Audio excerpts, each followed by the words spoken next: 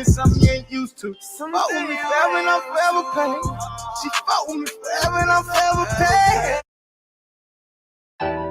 I can tell the difference from a driver and a pilot. Never spit no water, cause bitch, I'm always moving in silence. Shot that nigga dead in the shit, he was the wrong victim. Niggas saw me one side, swear to God, bitch, I'm gon' don't slip him. Shout out to all my niggas in the bottom trying to elevate. Fuck, worrying about a bitch, and they feelings, we gon' get this cake. I ain't peeping the light shine at the end of the tunnel. You ain't got no money on your mind, and you gon' fuck with. Nigga at that fish, I'm grabbing that for him. Calling one of my hitters, know I got a check for him. From the west side of the O, we on that money shit. Ay, going up on a nigga, why me transform? Hey, I ain't never ever been no bitch, nigga, nah. I ain't put in that work, bitch, I'm a rich nigga, y'all.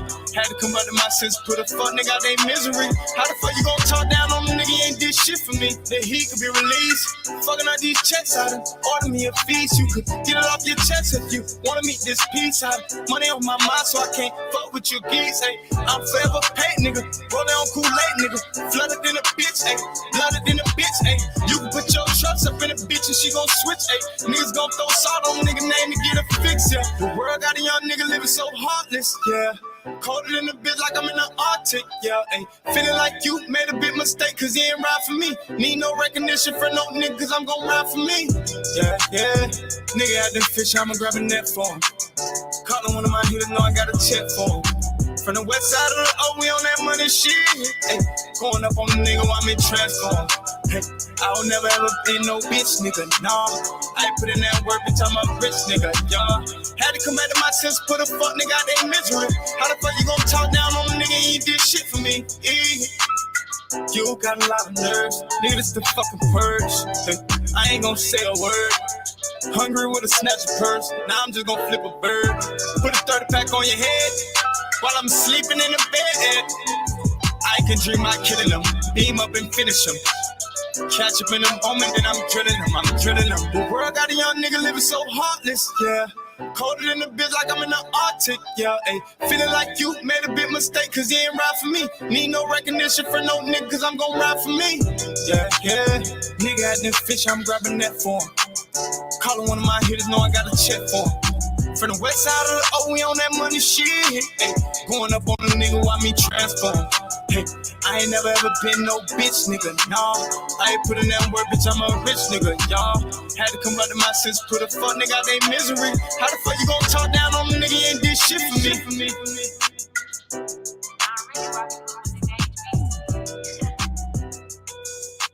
Cause they gonna switch.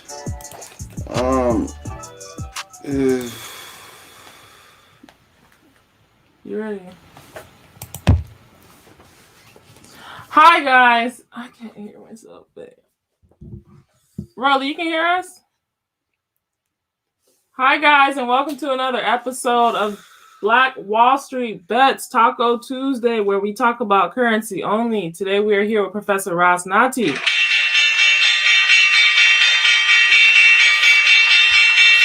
Hey, I be listening to a little Arabian dude, and he be saying some shit like wife changing money. Shout out to that brother Rand, right? But that's where I'm going today, right? Yo, there's something super important that people say. They said you could take a horse. Matter of fact, let me show you the picture. I do want to show you the horse. But I figured something out, right? They say what you do is you can't tell people to do stuff, but their body make them do things. So he say you try to bring the horse and you try to give him some water. This mother, he don't want to drink no water, right? So the next picture kind of depicted the brother putting salt in the John, right? And because niggas don't like listening to people, so you bring them to the water, they're not gonna rock with it. You bring the salt to him. And what the salt does, it make him more thirsty. So now next time that the water is available, that nigga run to the water before you get to the water. You feel me? So we can't be trying to lead people, bro. I was hearing a brother Muta Baruka speak, right? And I said, this all going into Taco Tuesday, man. I'm glad everybody here. Black Wall Street Bets. Some chance to make some money, bro. You know, some good money out here, man. Hey, Rolling, man. I don't even want to go in so much, man. Let me unmute my brother, Rolling, man. What's going on with my brother over there, man? Rolling, man, you got to unmute yourself, bro, like you muted yourself, OG. What's happening, brother? Everything good, man. Yeah, I missed you the other night, man. Man, same thing, OG. I told you we hit you up. Was in there bit politicking about you. I randomly brought up one of your bars or some shit, And you know, Zay was like, man, that nigga Rollie is a god, like nigga, Rollie is a problem with like, you feel me? Like he was just, I was like, yeah, nigga, you feel me? You know, so definitely I wanted to hit you up just to, you know, we were just talking about you. So I just, you know, whenever somebody's mentioned the most your mom or somebody older usually be like, oh, they talking about you. So, you know, I just felt like we were supposed to reach out to you as a connection. Monster, boy. Mm-hmm. Well, that nigga snap. That nigga snap. Hey, we was going through that shit yesterday. So, I mean, we definitely agree with that. Empress, what was your thoughts on Zay Ticket before we go in? Or you gotta go do something real quick. East Virginia, I fought with him. All right, shout out to that brother Zay Ticket, man. We had an amazing interview with him, man. But yeah, we on this Taco Tuesday shit, bro. That nigga said, stupid something 4-5. It can't read it right. It's snap. Bro, that nigga be saying some shit on one of the songs. He was like, He be saying some shit. Bro, on that new Old Spice, bro. I'm not sure if you jammed that shit yet, bro. The shit with him, Slick, and it was to his other partners. No. That shit got a vibe to it, bro. That Yeah. I probably done heard that bit. No. I'm almost positive, nigga. It's I'm talking about Slick went crazy with the hook, bro. Slick said what he said. Damn, I want to play that shit, man. I can't even talk about that shit, bro. That nigga say, baby, I'm Mike and Ike. Man, shout out that brother Slick the Ruler, man. That boy been putting in some work, man. Everybody putting in some work, bro. Get off the table. I love that shit. Oh, that's you? I was gonna go to the other one, but that one to help too. Nah, I know it won't because Old Spice is not on there. You gotta go to YouTube. My bad. If you can. Oh, it's a YouTube there? Oh, but it's just a song though. Okay. Right? So yeah. If it do anything weird, then we'll just go somewhere else. But matter of fact, I do have a clip that I can play while we doing this. Because I really want, as I said, today is about nigga trying to bring the horse to the water. Because I know a lot of people, bro, they get fed up with trying to be a leader. Yo, nobody needs you to be a leader, bro. That ain't what you out here for, bro. People ain't looking for leader because they're not looking to listen. Your thing, bro, is just like the Most High say, bro. You just always got to offer the information. But the more you try to give them the information, they feel like they got it. You feel me? It's like being close to somebody. Them being like your blood. You feel me? So, is it playing or not? Yeah. It is. Say.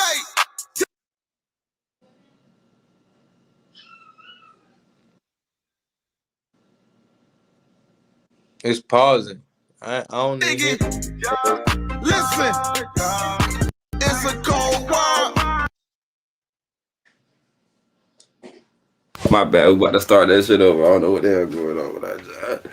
But I definitely got to play this shit, man. It's a cold world. But I'm used to it.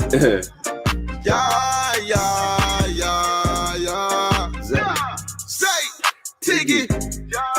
Listen, it's a cold world, but I'm used to it. They don't want to tell the truth. They like, you do it. Fuck it then. Lights, camera, action when I'm coming in. Keep it silent or you never hear your voice again. Trying to be a stand-up guy, but nigga be way too high. Then blame it on liquor. They say that Quavo make the pain go quicker. Nigga got issues. See when they gone, that's when they claim they miss it. Just charge it to the game. Tell them haters keep the change. Yeah, white forces, blue jean, every bell. Baby, I'm too fly. 2 bitches, 4 hoes, yeah. I think these hoes night. Tank Skittles, fruity pepper, too much color, yeah. I might get night. Tits grabbing no burger, yeah. I feel like Old Spice. Yeah, white forces, blue jean, every bell. Baby, I'm too fly. 2 bitches, 4 hoes, yeah. I think these hoes night. Tank Skittles, fruity pepper, too much color, yeah. I might get night. Tits grabbing no burger, yeah. I feel like Old Spice. My man. Hey, was that?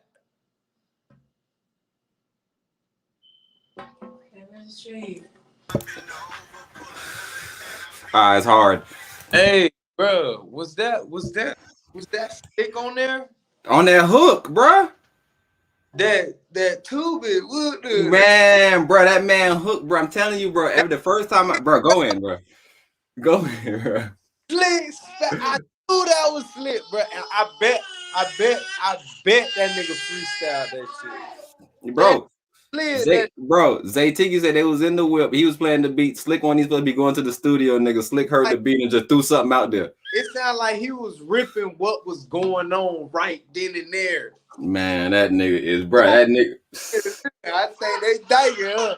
Bruh, that nigga say chain. What he said? Chain Skittle, Fruity Pebbles, nigga. I'm Mike and I'm like, bruh, that nigga went crazy, bro. Bruh, my kids on my Hey, shout out, bro. That's legendary shit, man. Hey, it's a lot of fathers like you, bro. And this is what I always take. I take pride in it, even though I got Empress around and things like that.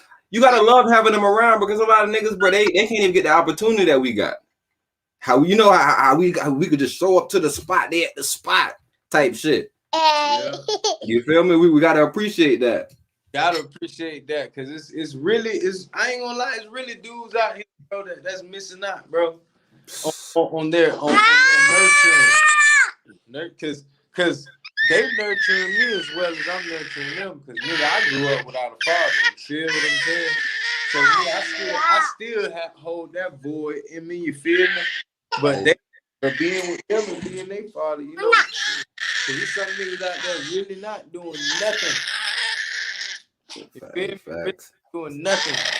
And even if they doing a little something, they're not even around. You know. But you know. But I'm glad that my generation,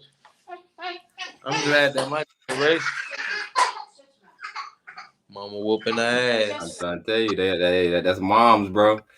Because I kind of want you to speak a little bit also, Empress. I know you might not have nothing to say right now, but as far as like just the nurturing of youths, you know, like because like I think that's super important. I tell you everything I do through lines. If you have a child, bro, you can do anything because it's a certain way of thinking and a certain way of knowing yourself, like the ROLLIE song Sink In. So as far as you, Empress, like, would you say that that same thing with like youths, like while you nurturing them, nigga, you starting to notice I don't know, like just seeing human things, like I don't know, like what is there anything you could say? There's a lot of just untangible rewards that are reciprocated for sure from having children. I don't know. This is my first time around, so I just take it one day at a time. But yeah, for sure, they definitely teach you a lot of different lessons. They teach you about yourself. You just see little things that like you kind of were unaware of as an individual, but once you kind of get a family around you and you start to see your little ones, you're like, oh snap, I do the same thing at a bigger level, and you know, it just kind of helps you kind of get right and kind of self-correct. Hey, that's all fact. Because I'm just thinking about. Cause look, we all saying that when we see the youths come out, they got our characteristic, just real pure, and you feel me? Not kind of thinking about what people may say or do. So like just seeing that purity and seeing them, like. So I guess we'll all agree. So like you feel like fathers, because I was talking to a father earlier, and he was saying that it looked like his time up. He said he's trying, he been doing his little thing, but he's saying, man, they coming down on him. He say he say on paper he look fit, but maybe he's thinking in his mind that he's not as fit, so he feel like he may lose the situation. So he's going through a situation right now where he might just lose all visitation rights in a sense because it's tough. And then he's saying like it's a bunch of monkey wrenches being thrown in this situation to where he's with us. He's in a situation, but he's out of it. So he's been out of that situation for a couple of years now, but he's legally bind, right? So they're married or something. They went and signed a contract because the Most High thought they was thieves, and he was like, yo, I don't want nobody running off. So he said, yo, y'all two cons, sign this track. Right? Boom. So he's on that, but he's separated. So the other person on the contract is using that against him in new situations, right? So whenever he got other situations running, and I guess maybe he's doing sloppy things too, to where he feel like he can, you know, it's just like you got a daughter and you got a new situation, and you might be like, man, this is my new little family setup. So you might just be You feel me? You might just be strictly around that family, so you might have your daughter or your son or whatever around the other woman, because you're like, yo, this is my new wife, and that's how, you feel me? So it's kind of hard for him right now, bro. Yeah, simply put, at this point, you said it, like, you throw the rope out there 3 times. If there's no real response, you let it be, because ultimately, at the end of the day, that child's gonna understand eventually. You just have to make that effort when that child does become of age, and you can be present and around them. You take that first step, and you just put your best foot forward in regards to staying in their life as much as possible. So yes, initially, she's gonna be bitter or whatever, but as time goes, she finds her a new interest, or she kind of gets over it, and she realizes this is what her reality is, and this is the best she's made. Like that, the relationship with you and the child can kind of now develop. So like, if she does put you on child support, boom, like that's all you can do for the moment, bro. And you just kind of have to live with that, bro, because ultimately it's a choice that you made to lay down with this woman, and there's consequences to certain females that you lay down with. So you kind of have to live with that. But ultimately, don't forget about the child or dismiss the child. Like, continue to try to be in that child's life throughout their time. And you might need to take 2 years, 3 years where you don't talk to the child, unfortunately, but it is what it is. Keep going, bro. Live to see another day where you can actually hang with your child and there be no conflict. But don't just kind of give up on the process completely, where it's like, nah, I'm done with the child. Like, I don't care. Like, even if you don't see the child till they're 18, like, still put that effort when you're 50 or 40 to be in that child's life, because ultimately, you got to let them know what was really going on. And once they become an adult, they're really going to understand, like, all right, he was putting effort. He was there. He was visible. I seen him when I turned 18. I seen him when I turned 17. Like, he showed up to events and things like that. The visibility is the main thing, bro. Put that effort towards it, bro. That's all you can do, bro. That back and forth and trying to get in conflict with the woman at a young age, ripe age, it's stupid, bro, because Babylon is not on your side, bro. But that's the main thing I was saying. It's a catch-22, because say you try to move on, because being married, like I always explained, right? That married, like, whenever time you look at the Forbes and any of these lists, it be families on there, right? So being in a relationship kind of take ease off things. You don't have to worry about counterparts at night. You have someone, you feel me? It's a lot of benefits. So this brother, he's seeing the benefits of it. So he like, yo, I'm not in this situation, but I still want to be with my daughter, so I need to be in another situation. And I'm saying he's being hindered from that situation too. But you're saying that you just gotta just take the consequences. That shit tough, bro. It's hard, bro, but you gotta push through. You gotta push through and make sure you're making better choices, bro, so it just don't dilly-dally and bullshit the whole time, bro. And that's the main thing I was saying. Is go in, Rollie. You right about the better choices. Everything she said was correct. It's a shame that some women actually go through with that, bro, and do that to it's disgusting, bro. Feel what I'm saying? It's like things like that, bro. Only God can solve, bro. Yeah, bro. In the long run. And that's the main thing. When you say only God, you have to realize that God is working through some women. So don't forget that part. Don't separate God from entities. Humans. Working through women. So some women are going to oblige, bro, and they're going to comprehend what's going on. And they're going to realize that they're in control of the situation and they can, help the situation. But it's some females, bro, that don't operate with the Most High. And, they're going to be troublesome. They're going to be quarrelsome, bro. And you just got to run. And just to make sure it's a through line, right? It's the same thing with males, right? It's some males where the Most High working through them. And there's some males where it's like, yo, what you on, man? You feel me? So everybody got to kind of see that we can't never look at the Most High and say, yo, I'm just giving up on relationships. I'm just gonna marry God, the Sky Daddy. Facts. You feel me? So that's the point that you were trying to make, and that's a super important point. But I just wanted it to be a through line so you understand. Same thing for males, bro. Like, we got to make sure that we got the Most High in us, bro. Bro, like, simply put, bro, it's like, boom, you have a situation, right? You got a problem.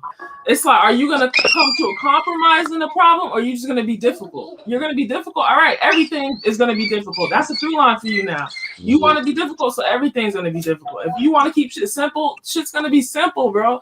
But we get caught up in these realities of other people, bro, and we feel like we got to, Like there's more out there for us. Like it's gonna be something more. And it's like, no, bro, you have a full child, bro. That's gonna live with you forever, bro. Even if you decide to get rid of the child, drop the child off at the fire station, bro, it's still a part of you, bro. And you can't forget that. You can't leave that until you leave this earth. Hey, and think about it. It affects the child once you leave the earth, right? Nigga, now you affecting everybody. So like think about Sha'Carri with the whole biological mother situation, right? That was the main point I wanted to bring up about that whole situation, bro. It's the whole mental health aspect of it. It's like, all right, boom. So your mom passed. And you saying this is the first time you've been on the herbs is when your mom passed. Like, what you saying is going on? What's going on? You dealing with anxiety? What's anxiety about it, bro? You seem to be running great. Like, that's the most high anxiety situation right there, bro. The adrenaline rush from running track is so intense. Like, you've been doing that for so long. So, like, what anxiety are you dealing with now that's just too intense that you want to use the herb as an excuse? And I'm talking about especially at the trials, because the light get brighter every level you go up. Right. Because it's a lot of niggas that's performed throughout the season. Throughout the season, it's a lot of niggas running fast. When the Olympic trials come, they say, man, this is his 6th attempt. He hasn't made one yet. You be like, damn, this nigga still running. Like, because you try to wonder, like, how is he still running? But he's good during the season. He win some during the season. So his record is good enough to get him into the trials and have people looking at him consistently. Right. But we consistently seeing him fuck up. And it's like, man, this dude suck. So that's that same concept to where we got to understand that maybe that's why it will be a cheat code, right? Anxiety all around you. And you say, you know what? Let's go. Just imagine that the brother Bob said, yo, we live in the city. We're pagans. That's why when y'all use the word pagan, I laugh at it. But anyway, we're countryside people, right? We're the people of the village. And the village is not cars driving by. You don't have to worry about sounds all day. It's not a bunch of people around playing. And then, you know, even in a country like Atlanta, and you kind of live, not Atlanta, Georgia. Slower. Yeah, you feel me? It's spread it out. Slower pace. So that's how we live. So the brother Bob said, yo, because we live in these weird things that they put us in, the herbs is amazing. That's why they said dreadlock can't live in a tenement yard. That just means that free people cannot live in confinement. That's all that song meant. They probably fucked everybody up when he said dreadlock can't live in it. What the fuck is a tenement? Tenants. I'm telling you, bro, just tenants. It's nothing that difficult. It's just you a tenant. You're a tenant. If you're a tenant, that means you stand in somebody's shit. Is that what that movie means? Which one? Tenant. Oh yeah, that's what it's all about. The box. body. You're staying in this. This is something that you body. You borrowing. This is all borrowed parts, nigga. You don't got nothing to do with this shit. So that's what you've seen a lot of them brothers doing. If we play that little, matter of fact, they made sure that they didn't see each other. I think Rollie going there. Rollie, you saying something, bro? Cause I think you got your mic muted, bro. Matter of fact, do I have your mic muted? But bro, I ain't gonna lie to you though, dog. That reality shit. It's some people gonna be stuck. I'm telling you. Gonna be Rollie. They already there. They already fucked up. Yourself right now because I'm telling you, bro. Yo, bro, a lot of these niggas out here, bro, it's too much weight on them, bro. The best thing that can happen to them is that they get killed unjustly. That's the only way for some of these people, bro, to repent, bro, because for them to repent, they're gonna need 100 years, right? But the Most High, he gives you this grace period to where if you're trying to do the right thing and somebody come and see you from your past and try to kill you or kills you, then all the shit that you just did is wiped away, and now your sins are on, bruh. You feel me? That's why we got to understand about taking lives and doing these things. It affects us too. So we got to make sure it's justified. That's the only way that we can live with it and stomach it. If not, that shit gonna eat you up. Yeah, you feel me? A lot of people commit suicide. Think about Judas. Judas committed suicide after snitching on the Most High. It's just what it is, bro. You told on me, bro. You figured out what the situation really is. Where did he end up after he committed suicide? Well, for sure, because he committed suicide, he had to go to the down under. But where he ended up in the end was back in the kingdom. You always get a time of repentance, bro. The Most High does weird things where the children of Israel always have times of repentance. Or I say it like this: nature does a weird after death. Bro, nature does a weird thing, bro, that everything when it dies goes back to black.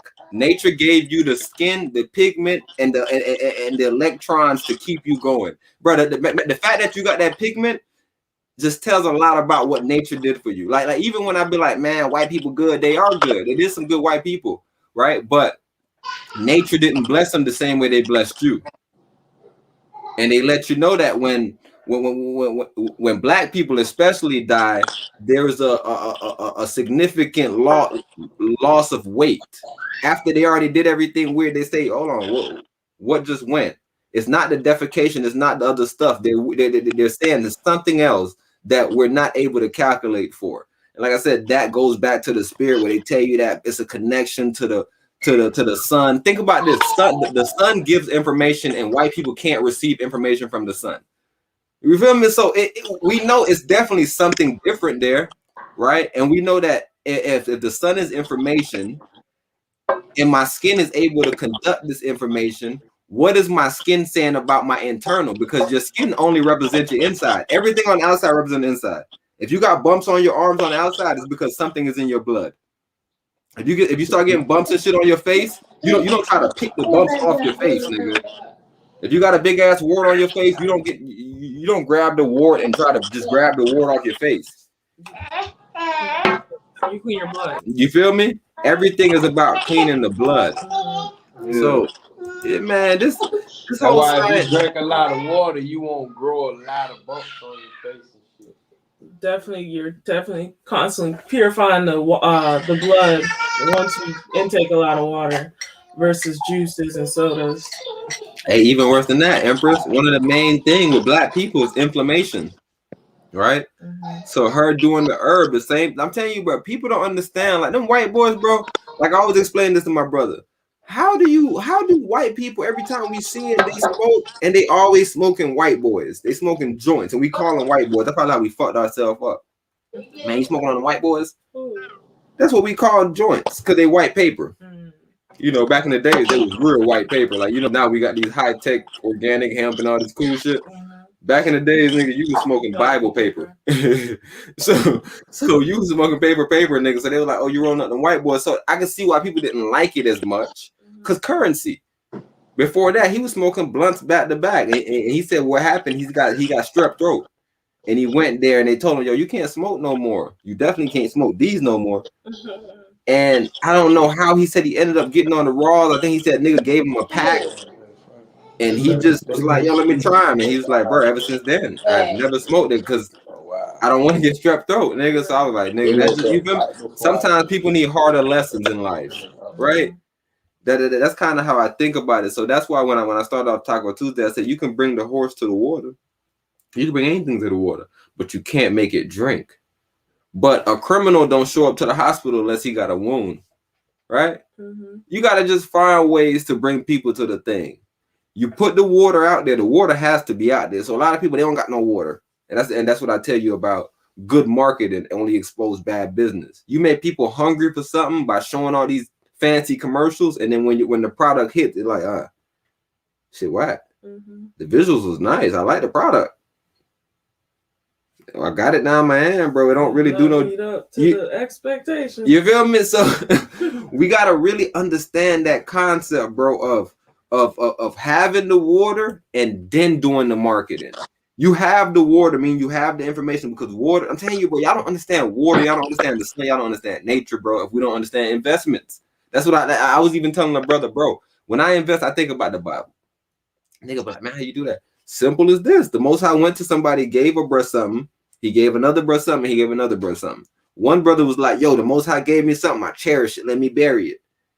He probably thought that was an amazing idea. Like, yo, bro, this the Most High. Let me bury it. Blow. Next bruh said, yo, let me go flip it. He ain't flip it as much. The third bruh flipped it like a motherfucking flipper. Most High came back. Blow. Second bruh, let me see yours. Oh, how he did it?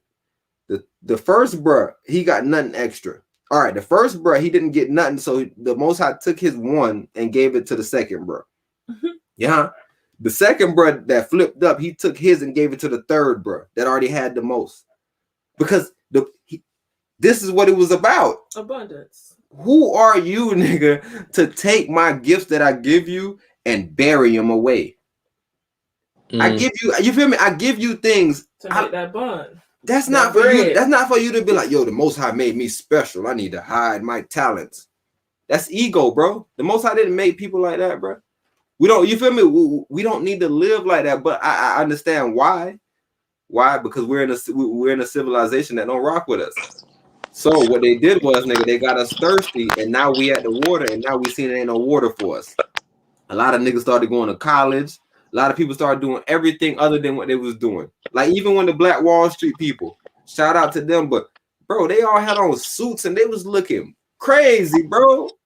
Bro, if y'all tell me see people not African, bro, that's another thing. Bro, I gotta ask y'all about that, bro. Empress, I gotta ask you about this because I seen somebody do it the other day, bro. When I said the other day, me and Empress was watching a little minute ago, and there was a Haitian, bro. He was in the Olympics, right? He was running the hurdles. He started off the Rio. He was excited. First hurdle, he was no longer excited. Nevertheless, though, that's neither here nor there. So now we know that Haiti can go to the Olympics, nigga. If you make the Olympics, bro, you can run for a country, right? That has to be the rules. Because the one young lady that's born in Michigan, but I guess her parents is from Great Britain. She's running for Great Britain. But people do that because USA is so competitive, so you might not make the team. So why don't our best people go run for Africa or go run for Haiti? Or you feel me? Like why? But then I heard a black person say, "Yo, if you don't love America, you're not black. All the African shit, y'all not black people. Y'all hate us." Why you said? Because. Like, why you're not finna trick me for no little tiny ass America? What are you talking about? Yo, a nigga sneaky, bro. Bro, do you know about Africa, bro? You obviously don't, bro. Because if you're trying to trick me into being patriotic for America, bro, nah. America has its perks, bro, but no. Africa. That's where I derive from. And that's the problem with these folks, right? Because I guess they compare the structure of Africa to the structure of how they doing it over here. And they say, man, look at these people. People come from where they ported this and that, but they don't understand that, yo, people come for opportunities, right? And when you take those opportunities, you start going back to, I guess I can't say that. They probably hate that. That's probably they don't want. See, black people, y'all weird, bro. Look, y'all weird. The reason why I said y'all weird, bro, a young black lady, right? She won the spelling bee ROLLIE in 1998.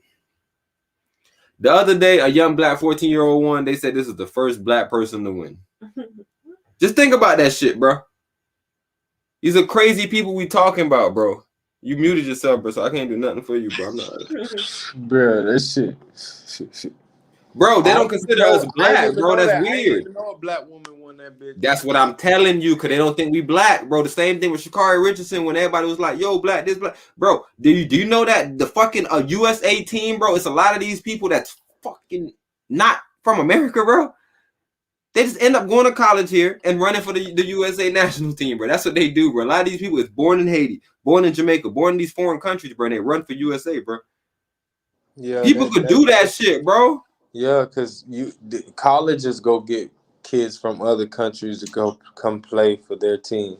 And that's why the USA has this advantage, bro, because in these other little islands, bro, Haiti, Jamaica, we can't bring nobody down. Hey, we gonna give you a scholarship to Jamaica University. Nigga, what is that? I don't know what that is. Maybe that's a fly-ass university, bro. America definitely has dominance in regards to the marketplace for sports. Yeah, so... And then they give you money. Dominance and hierarchy, bro. If you go to the islands, they're not giving you no money just for going. Yeah, dominance down there at 0.01. Nigga, you just. Why? I mean, yo, we got the hole in the box. Nigga. Hey, you better be thankful that we allowed you to even go to school, nigga. That's how they looking at you. You better be thankful you still got your stuff, nigga. We were supposed to pocket pick you at the airport. Yo. Somebody just banged on. Hey, yo, just banged on the whole Jamaica. Oh God. Rollie, bro. Before, like I said, but it's still Taco Tuesday, bro. I'm still talking about you can't bring the horse to the water, nigga. What you have to do, nigga, is make the horse thirsty. But I was saying we got to make sure we got water, because if you ain't got no water, the horse gonna be thirsty. The horse, if the horse don't want no water, what's the horse? I'm a horse too. Shit, I need water too. You gonna be sitting on your ass, ain't getting more thirsty. You feel me? And I'm gonna be drinking on your ass. Oh, so he said the water ain't for all horses. I'm just saying, maybe that's your only horse though. Like, say you in the wild, nigga, all the horses dead, nigga. This is your only horse you found, but this nigga stubborn. Oh, the horse don't want to drink. How do you get this motherfucker to the water? You're really the older horse don't want to drink. No, you got him to the water, but he don't want to drink. He can drink when he get thirsty. So how do you make him thirsty? Because you need him to drink ASAP so you get back on the road. He could wait you out longer than you could wait him out, nigga. If it's really about the bear market, you about to get ate. I don't know. Like a bear might gore you. Like I mean, like this bull might gore you. Like the bear might eat you, bro. You gotta hurry up and get the motherfucking horse back on the road, bro. So, bro, the key is 9 times out of 10, naturally a horse gonna drink that bit. Nah, bro. That the whole reason why that's a whole thing is because the reason why that's the whole thing is because that's horses. They don't listen. Yeah, you gotta be firm with them. You have to teach him at a young age. So I'm saying, once a horse is not listening, he's not listening. You can't do that. You gotta always be kind of bossy to horses. Yo, bro, man, bro. Only on Taco Tuesday, niggas talking about bossing horses around, bro. What you talking about, bro? Rollie, bro. Super important question because I want to come back to that. Right. In Haiti, a situation happened. I know the reason why. Hey, the reason why I love you on the cast though is because you always mainstream with it. So I know you probably gonna come in here and you probably gonna have another opinion. Pity. So I want to see where you going with it. What's your thought? What you seen from it? You feel me, OG? What you mean? I'm gonna come in here and have another what? Another mindset? Man, you be on that mainstream shit. So like, it's always good for the people to see, because even the other day with the Shakari Richardson, the people seeing you in real time, but like, oh, I see what you're saying, T. That all makes sense. Now I'm thinking about all the information, because look, you didn't receive all the information, but they be throwing these stories out. So I'm glad that you get the stories like that. So I'm just trying to figure out, how did you receive this story? How did you look at it? Was you like, man, these Haitians crazy? Like what you thought? Nah, I mean, from my understanding, I'm still really trying to put the pieces together, because it's a whole lot of shit going on. You feel me? They saying the men that are caught was former DEA agents. Nah, they're not even saying that. Yeah, they said that today. Rollie, they said they announced themselves as DEA agents, but ultimately they were private security. No, they have 8. How many they have in custody? Let me show you right now. They got like 13 of them in custody. They killed 3 of them. All right, look, check me out. It was a total of 28. They said, how many on the run, man? 8. 8 are on the run and 3 already got bodied. Look, they said suspects in Haitian president assassination were previous U.S. DEA informants. All right, what's your source? What's the source? They're not DEA, they were informants. Oh, I see. Rollie said that they were former DEA informants. They weren't DEA. That mean, but think about it. They probably was deported though. They probably was deported and they was trying to snitch so they won't get deported. So they ended up in the system as DEA informants. You feel me? Where we go? But what I don't understand, like, what's going on. All I know is you got two countries on one island, bro, and one country hate the other. Exactly. They said they came through DR. You feel me? Hey, and let's Haitians, I don't feel like Haitians don't like Dominicans. No, Haitians love them, bro. That's never been a thing. That's never been a thing. No, it's the other way around. It's Dominicans don't like Haitians, and I don't know what is the anger, what is the hate, but I feel like it's trained hate. It's trained hate because I don't know, bro. It's facts, bro. There was a whole massacre of Haitians from a DR ruler or whatever, president or whatever you want to title him as. But yeah, back in the days, nigga, they was killing Haitians, nigga. Like, but I'm not understanding how Haiti is gonna go about this situation. Like, what do you do in a situation like this? Do you stand firm and woo take over, go kill all the white people and get them out your shit, go kill all of everybody, bloodshed, blah blah blah bullshit, or what do you do? Or do you capitalize on your security and you level up and you get and you gain strength from your people and you enlist people in the army and you feed your people and you start to use your resources. You feel me? Rather than, bloodshed, take over your resources. You feel me? I don't think it would take bloodshed for them to take over their natural resources over there and make business out of it. I don't think it'll have to be bloodshed and all that. But it'll have to be some, because some people are just rebellious. You feel me? And they want to take over. But as far as like a war or some shit, I don't believe like that shit should happen like that way. Could happen like that way. They just need to strengthen their military, bro.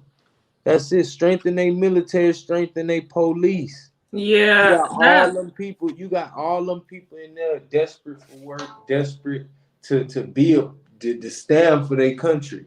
You feel me?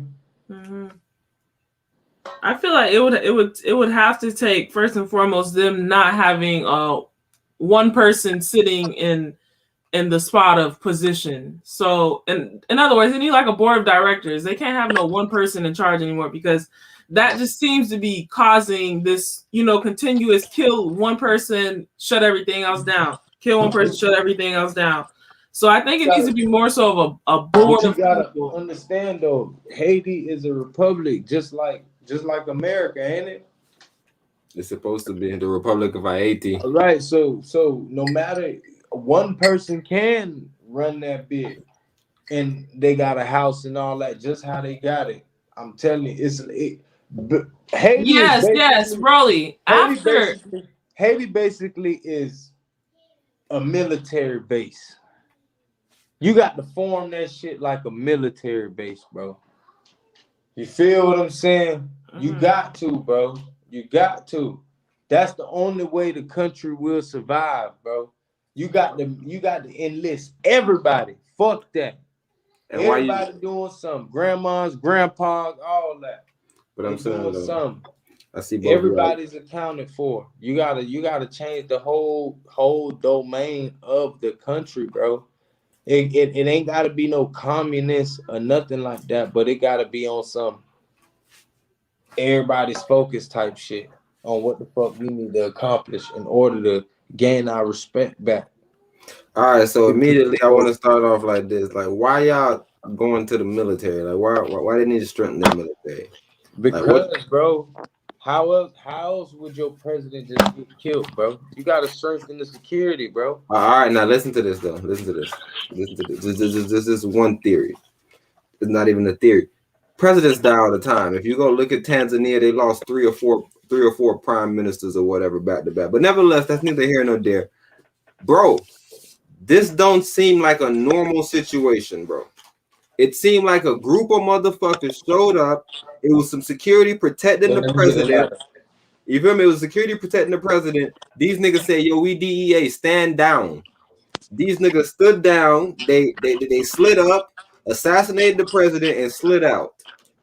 The 8 smart niggas got out of town, and a group of other niggas did weird shit. They barricaded themselves in the building, had a shootout with the cops. A couple of them happened to make it to the Taiwan embassy because it's a Taiwan embassy in Haiti, right? So America already know the type of, it's kind of difficult to deal with embassies and things like that. So they said when these brothers showed up to the embassy, it was only 2 brothers there, 2 security guards. They blah blah tied them up and whatever the situation is. But 8 brothers escaped, nevertheless. Right? 8 brothers escaped. I don't care what happened. But this ain't no military problem because the brothers that the people encountered, matter of fact, they didn't show us not one dead Haitian policeman or soldier, whatever the fuck they did. Because I don't know if they only sent the military out, but what the reports came out like these are later reports, but later reports was coming out saying what they did was after the president got assassinated, I'm guessing maybe the 2 Haitian dudes went to the cop, like whatever the situation was. Once the 2 Haitian American brothers heard the story from the Colombian brothers, they was like, yo, y'all bugging, and they kind of went and told. And I guess in telling, the people called people down the street and they set up a weird roadblock.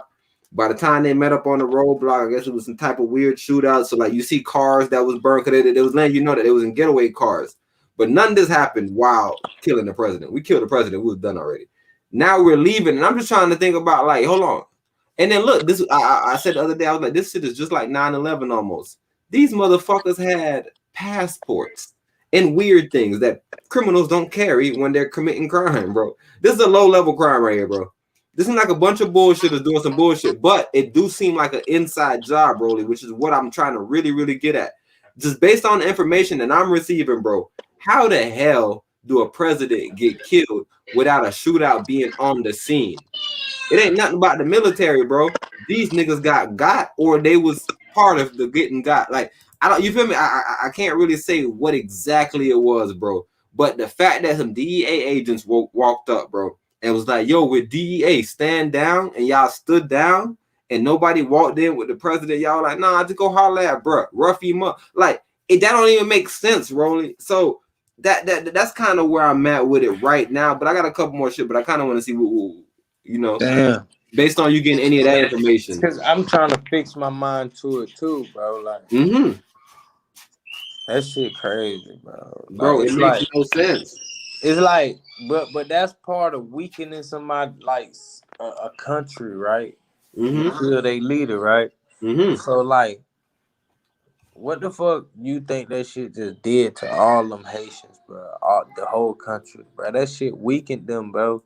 Now it's like now they got to repair, but they been trying to repair. They ain't even got started on repairing right now. You feel what I'm saying? I feel like a lot of countries owe Haiti, bro.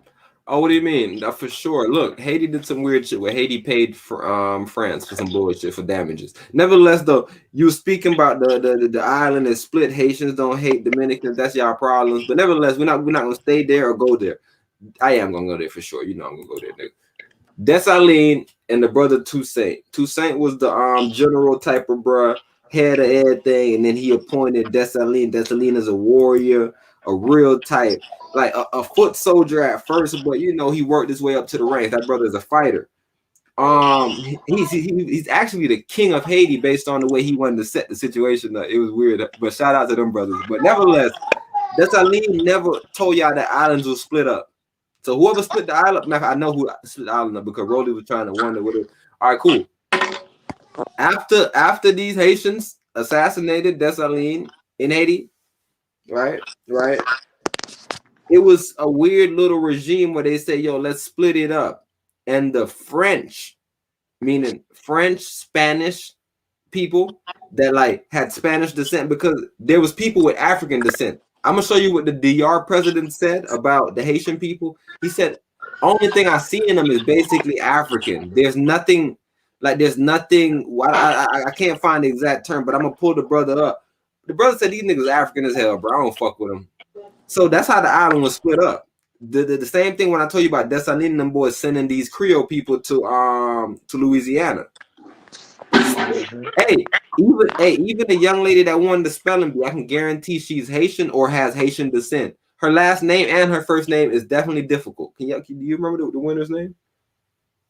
We don't know her name at this moment. But I'm just telling you, when you do things for America, the American people are tricked, bro. They say you black now. And they say this and that, and they say this and that, bro. We gotta represent all black people because look, bro, that's how these motherfuckers looked at it, bro. These Dominican people and these Colombian people that's getting together, bro, they on the same wave, bro. They all know their history. They know that they came from Spanish descent. Avant-garde? What that? You feel me? What type of name that is? You feel me? Garde. So you feel me? That's the first thing I looked at. I was like, nah, this person is not tribal as far as y'all little American soil, nigga. She would have had a slave name like Smith, Smithfield. Change your name. I'm fucking with y'all, but they might get angry. You know, some American brothers. Hey, bro, you know American brothers gonna do a whole ADOS shit, but we want to stay here with this Haitian shit, bro. IAT. The brother Dessalines ain't want none of that shit. Shout out to, cause like, look, Jovenel. A lot of people had some problems with him, right? They said the brother got a bunch of money, somewhere in the billies that nobody ain't see. He been in office though since Donald Trump though. He wasn't in the Hillary Clinton regime, so I can't really blame him. But his party is also a conservative party, Rollie. Do you know that? Do you know that he was over there doing such things as raising the gas prices and doing things like that because he was seeing the future for Haiti? You feel me? He was trying to build up infrastructure, so he was like, no, we got to do this, but I was hearing was, as far as from the Haitian people, the gang members and the people that's doing things for the people on the ground, they're saying that it's a lot of Arabian type businesses. Empress, do you remember who I brought up? Was it Liberia? Some Liberian brothers over there? There's some Liberian brothers over there in Haiti for sure. That's probably doing some gas shit. They probably own a couple gas stations and things. It was definitely two Arabic type brothers though. Yeah. Okay, so it's some Arabian brothers over there, nigga. Yeah, exactly. Liberians. No, Lebanon and Syria. Lebanon, that sounds better. Lebanon and Syria. So two Muslim-based brothers, bro. They're over there in Haiti, bro, taking advantage of the people. This is what the Haitians are saying, and I guess they were saying that Jovenel wasn't really doing nothing to put a stop to this shit. So you feel me? It's the stories are weird, bro. But immediately, bro, it's like the way I seen us look at Trump. Trump was trying to do this thing. Niggas was like, yo, get him out of here, bro. Now y'all got a president in that bitch, nigga. When he answer questions, he be like, well, I'm not supposed to say this. I am not. What do you mean, bro? What are you not supposed to say? And then he'll say the most basic shit, and he'll stutter through it. He be, Russia was in like Libya. Libya? Was it Libya? I'm like, bro, hold on, what's wrong with Biden? Like, bro, have y'all been watching Biden? Have you been seeing the President Biden, bro? I ain't been seeing him. Bro, the man is losing it, bro. Her dad's name is Jarar Space Time, and they're from New Orleans, Louisiana. Come on, bro. Come on, bro. What's his man name is? Jarar? Jar. Man, bro. Nigga. Hey, shout you out, bro. Space Time. Gotta find that brother. That brother had a lot about that name. Can you put the Coin 360 on here while we dilly-dallying? But man, that's super interesting. That's super interesting that Dessalines wanted to be the Republic of Haiti. It was split up a weird way because the French people used to always do weird snake shit, or the Spanish people. So the island got split up in a way that it was beneficial for both the losers and the winners. I don't know who the fuck decided to do some weird shit like that, bro. But I know for sure Haitians, they like, I hear a lot of Haitians, they was like, yo, Dessalines was a bad man, T. So I'm telling you, bro, even with you, Rollie, saying this shit, there gotta be no bloodshed, bro. Yo, they said Hillary Clinton had billions of dollars, bro, to go to Haiti, bro, and build houses. They said it was one house built. There's already been bloodshed. Bro, it's people dying, bro. These niggas gotta be responsible for something, Rollie. You feel me? When we gonna start holding them responsible for anything? That's the weird thing about this whole system. So boom, we're looking at Bitcoin right now. Down 3.5%. Oh, the whole market red. That's amazing. This is the first day we ever did a cast with a red market. Usually we always come on here and be like, hey, the market pretty green. You see everything moving back up. All right, so let me see. Let me see if I can see some charts real quick. Man.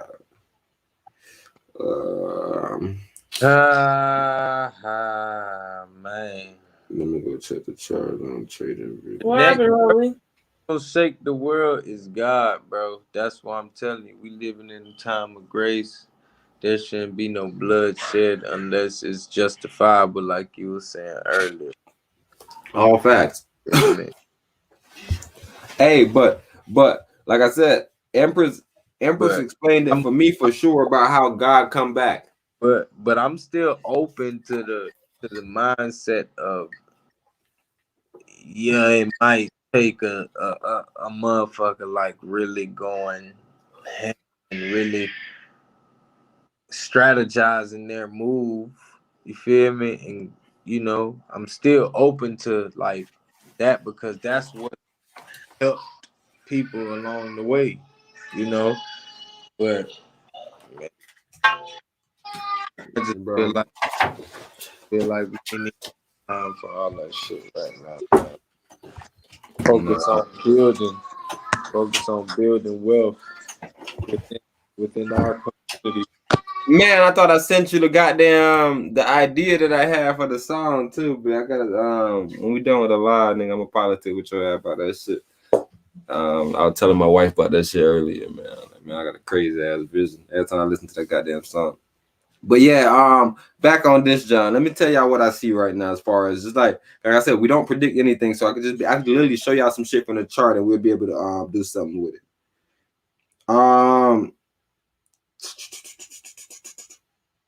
Let me see. Yeah. Right now, I wouldn't buy. Why am I saying that? Because all my signals are saying that it's in a downtrend. All right. All my signals are saying it's in a downtrend, and I don't have no reversals on here. And even based on me looking at the let me see if I can see the volume really fast. There's a lot of volume right now. It's a lot of down volume. So and let me see. This is the lag, and the lag fell off. So looking at about what number this would be. I'm muted. My bad. I'm muted like a motherfucker. Oh yeah, I ain't hear you, bro. You was going in. What you was saying? I was saying like it's gonna keep stabling down. It's gonna go stable. It's gonna go down a little bit. It's gonna be stable a little bit. Rise a little time. We go back down. Stable down till it get down to 22, and then it's gonna be a shot in the market. I'm telling you, it's gonna be a shoot up in the market. That bitch gonna go bam. Bro, I'm telling you, bro. Oh shit, damn, my shit. Yeah. That's it. Cause motherfuckers gonna be pulling out because they gonna see that bitch going down. Bro, ROLLIE, it went from 60. It went from 60K to 30K. All I'm telling you is, bro, there's no more hands in the fucking pot to make this shit drop to 20K. Cause look, I've heard 3 people say that. Like I've heard quote unquote fake experts. Shout out to those fake experts, and I hope that y'all come on here. I want all fake experts to come on the show and look me in my eyes and be like, "Yo, T, we was fucking wrong for saying that 20K shit, bro." Before Bitcoin goes to 20K, nigga, you're gonna see 100K. 22. That's all I'm gonna tell y'all. Before Bitcoin hit 20K, you're gonna see 100K. Huh? What happened? I said I keep seeing the number 22 and shit. As soon as I said that, the time shit said 22. Blah blah blah. 222. I'm like, damn, bro. Shit tuned in with you, girl. All right, come up, come in. Yeah, shit tuned in with you, bro. But yeah, if y'all seeing what I'm seeing, bro, like I said, bro, I will hope. Because look, bro, even USDT is not even green. Huh? What's the only thing that's green right now? My bad. So far. Crow coin. Hey, Josh, you should be excited right now, bro. I hope you're watching this cast, nigga. I put you on this play. You the only nigga up. You the only nigga up right now. You just showing me, and you feel me? Just think about. I put people on, and I didn't tell Josh that this is gonna be an amazing play. I said, bro, you know what you do? You stay in. You like, bro. We gotta stop waiting for come ups, bro. Every time I talk to this brother, bro, he don't even want to listen. Empress, I was talking to him earlier. He just kept on trying to tell. I'm like, bro, I learned lessons, bro. I just want to teach you. No, bro, you can't teach me anything, Jay. You feel me? Because he don't understand that. Like, I'm not out here playing. Oh, it's some other little green boys over there, smallies. These are all Ethereum tokens. DACA. Oh, a group of small niggas out here doing their shit. Damn, some smaller niggas doing it. Yo, we never went this small before. You might be too small. Too small. Can you see anything? Yeah, they doing a bunch of changing and shit with you, bro. Oh, you can keep on going. These are the small daddies. These daddies, they don't even want you to know about. I don't get on these daddies, bro. These are bullshits right here, bro. I'm not gonna lie to y'all, bro. If y'all think investing, nigga, is investing in coins this smart and Empress had to fucking zoom 30,000% to get, y'all gonna be in some ass trouble. Because look, if the market is this unhealthy, what is safe? If the market is this unhealthy, what is safe? Look, USDT finally back green. But just trying to figure it out. Just doing that gray. We good. Matter of fact. Oh my gosh. Hey, everybody, if you know anything, it's plays. It's plays coming up. It's plays coming up. When you see a red market, that's a green market for you if you're not in it. If you're in it already, then you need to find a way to finagle yourself out of it and then get back in it. What do you mean? You said a red market? Yeah, red market. You said if you're in it, you got to find a way out of it? Finagle yourself out of it and get back in it. Why am I saying that? Why? Because a lot of people is too far out the ballpark. Okay. The reason why I said finagle yourself out of it is because I don't want you to lose. So I want you to buy these dips. Right? Unless you got Bitcoin, bro, to me, you shouldn't be holding nothing. Unless you got Bitcoin, bro, right now, you just harvesting. Like, matter of fact, I'm bullshitting. You see this shit that say Ouroboros? I'm on it. Where? Shit that say Ouroboros, ADA. The shit that say Ouroboros, I'm on it. Why does it say that? That's the giant that is on. Oh. That's the name of their little network shit. You know these crypto boys, they be going crazy with names. Look, Solano, Dot, ICP, Kusama. Bro, if y'all look at this whole other category, I'm telling you, bro, if y'all really want to do some investment, like I said, I wouldn't recommend you play with little coins right now because the market is unstable. Market is unstable. Like I said, unless you a trader right now, I stay out of this. Market double money right now. You feel me? I stay out of this pool. Unstable in all its ways. Matter of fact, Empress, I'm gonna need you. Matter of fact, I think you should hurry up and sign up for that job from the night that I'll tell you to sign up for, just so we can have stuff, so we can have some more capital to throw over there on the motherfucking. Hey, a nigga side man, nigga say, yo, when you're not playing with your money, bro, you could be more risky. Huh? I was trying to tell the bro, like, I'm not risky though.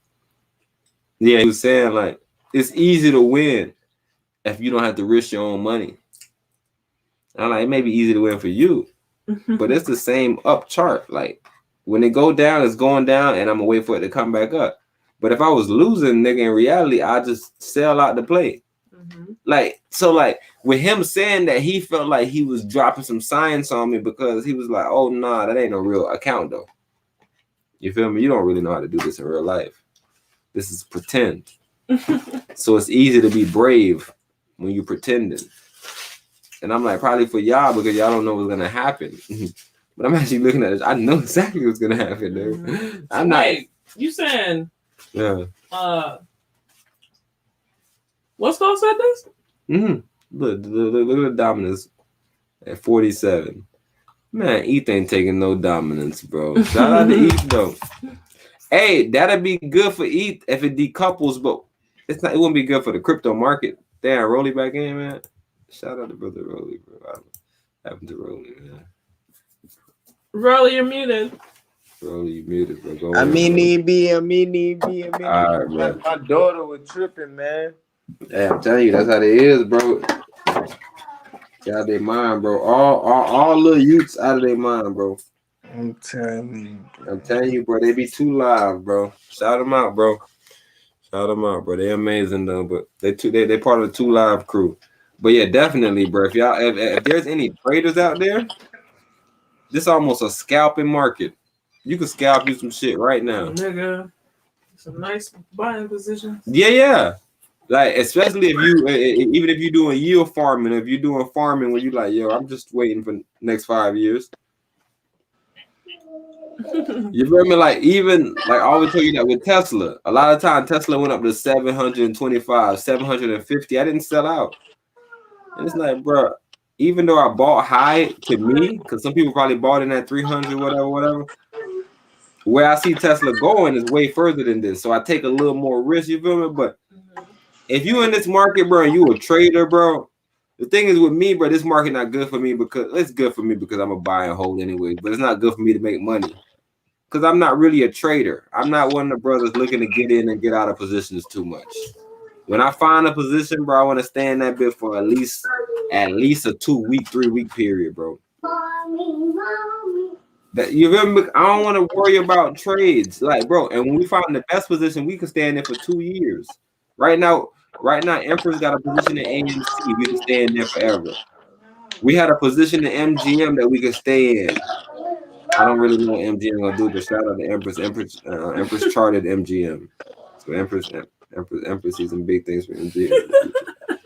But Tesla, I fucked around and got Tesla at an amazing buy point for Empras one day. So I'm telling you, bro, if you get these entries, bro, you just sit back and you look like the Most High. Because wait, go ahead. About the hodler one? What you mean? I look at the 0.01 hodler. That's exactly who you look like. Yo, you bugging. Matter of fact, Empras, can you go on? I think I should have something on Twitter that I wanted to bring up. As far as this, no, oh yeah, you in charge of that. Do you think? No way. I was like, yeah, Empras. Yeah, do you think? That's what I'm telling you to do.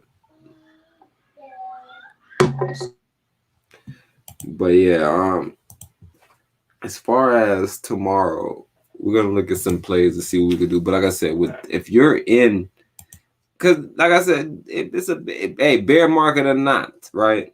This is my concept of investment. Let me explain to y'all. If I show up to you and say I smoke herbs, and you got some amazing herbs, and you say, yo, T, I'm doing it for this price, right? If that amazing herb you got, I feel like it's worth 250, 300, or whatever the fuck, I will pay that price that you just gave it to me for. Even if this price was a price that you felt like you was taxing me and you thought I was going to talk you down. That's how you got to look at stocks, bro. When you feel like it's a legit play, you don't worry about price. That's all psychological. That's how they get people to jump out of plays. Like I was telling my brother earlier, I was like, I invested in a Nokia just bullshitting with some brothers just because, like, I always try to show. And like I said, this is before I had the algorithm. So now I have the algorithm. I might just do it again just to scalp somebody's head off. But nevertheless, I was letting them know that I was down, not down bad because I didn't put nothing too crazy in the play, but I was down and I was letting them know, bro, I was down for like a month or two. I just left that play alone. I could have bought the dip. And I tell you, sometimes I could buy the dip, but some plays I don't buy the dip. Why don't I buy the dip? Because I just know that eventually this is going to run again. I could buy the dip and get out earlier. That's if I'm trying to get an exit. But if like I said, bro, if you feel like there's a fair price for something, you don't worry about the psychological play on price where they say, yo, it's this price though. It might be going down. Like Bitcoin is 31K right now. It was just 60K. What are you confused about? You hear me? A lot of people be super confused to me. It's like, bro, if you think it, like, bro, people literally bought Bitcoin at 64K, and they're not buying at 33K, not buying at 31K.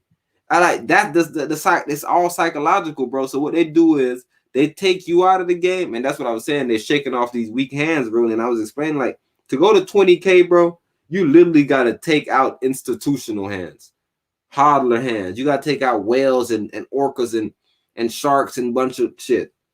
I don't think you're taking those brothers out, bro, because based on the on-chain data, these brothers ain't doing that. But what's coming to an end, ROLLIE, which is what's causing this, they tell you what, to sell the news. I mean, buy the news and what, sell whatever the situation is. However it go. Right now, there's news out that GBTC, which is the grayscale Bitcoin, the trust, right? They're coming up to a point where a lot of that stuff either has to be accounted for or not accounted for. So either people are going to sell or they're not going to sell because they're not going to have the money for it, whatever. You feel me? They're not going to be able to cover it. So that's going on with those brothers. And then it's like BlockFi. There's a couple other companies that right now this situation is kind of on their heels. So, you know, everybody right now, they're starting to look and they're starting to say, Bitcoin about to drop. That's why people are saying this 20K thing, right? Because they're looking at the grayscale trust and they're like, oh, they got this much. And they're saying this much, they got a gold type shit. You feel me? So they're starting to look around. They're starting to say, okay, well, if this and this happen, then this might drop to this. And that's what I say about people. Well, it might. It might. But what if it don't? And you just sold out at 31K and now we just hold it at 50K for the rest of your life. You feel me? Like, people think they're smarter than the market, bro. I was explaining to brother. He was like, take profit. I was like, yeah. Even in that sense, I think I'm smarter than the market because I use algorithms. And why am I saying I'm smarter? Is because if I'm $200 up, there's no need for me to take profit. Why do I say that? Because I could take $150 profit if it start falling and I'm scared. You feel me? To take profit because it's $200 just seem like I'm scared. I don't know what it's gonna do. Like I was showing the brother some trades and he was like, yeah, man, I would have took profit damn near at $50 when I showed him that. And I was like, yeah, but as soon as you take profit, then now your gain is slower and you might have to stay in this play longer. But if you see it on the charts, even once it reverses, like if it reverses and it drops down to basically your motherfucking stop loss, then you take out. But why take out profit because it's going up? Like I really don't understand that, but I do understand the sell on the green, right? So tell you, bro, me, I'm bad for a lot of people because I believe in swing trading, bro, and long term and shit, bro. So I will hold something for 3 months because that's a swing. I'm not really caught up on, you feel me, what happens now. And I was explaining that to the brother. I was like, bro, we have to make sure that we have enough capital, bro, to not make bad decisions, right? We explained to bros the first day we started this whole stock market shit. We explained to them that the stock market is designed to do what? Take money from the impatient hands and put it in the patient hands. Simple and plain, bro. So you could believe it or you could not believe it. And you can come in here and say, man, T, bro, my dog made such and such from Dogecoin. Cool. I hope your dog's still in Dogecoin because that shit down at 19 cents. And I remember when he took the screenshot, he bought at 57 cents. You feel me? All these things are psychological. So are you an investor? Are you a trader? Or are you a gambler, bro? Figure out who you be. And if really and truly, if you're a gambler, you need to become a trader because you're literally just playing the middle ground and you're gonna get wiped out every time by the house.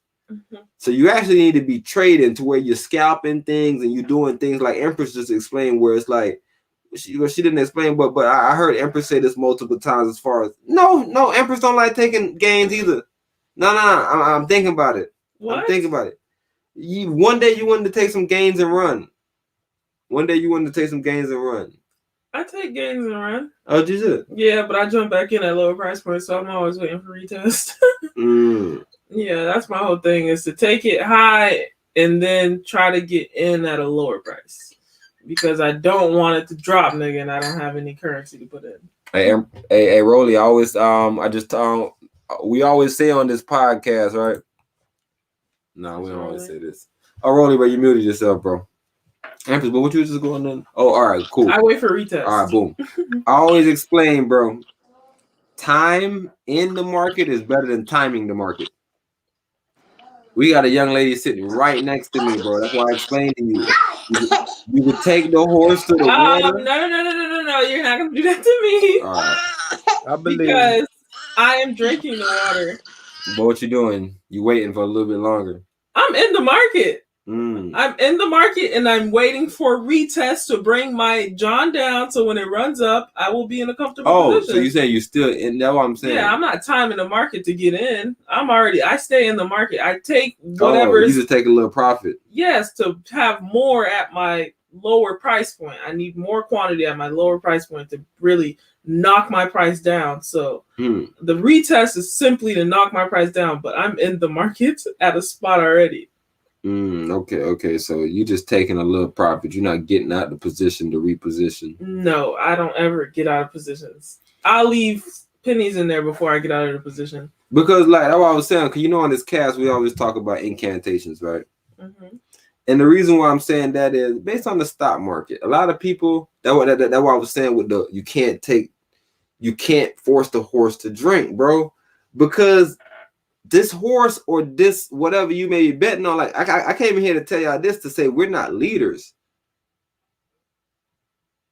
We're symbols of leadership. We're not leaders, bro. The more you try to lead somebody and drag them to the water and make them drink, now you get angry. Now you worked up. It's incantations, bro. You do like look. They say this, bro. Lead by example. What that mean? That mean incantations, bro. That mean that you literally, bro, get the fuck out of the limelight and start doing your thing. Do what you said you did. You told me you was one of the best rappers. How come I don't hear you rapping every day? You told me that you was one of the best motherfucking coders. I never seen you code shit. You feel me? Just do what you said you did. Matter of fact, you are who you are, the brother said, right? That's what it is, bro. You are who you are. But not can this. You call it for what it is? That's the main thing. Because you are who you are, but it's like, have you identified who the fuck you are? Have you? Let me play the Empress. Can you go to SoundCloud? You still on SoundCloud? Oh, you on the book? Empress, you doing some shit. Hold on. What is McDonald's doing? Hey, bro.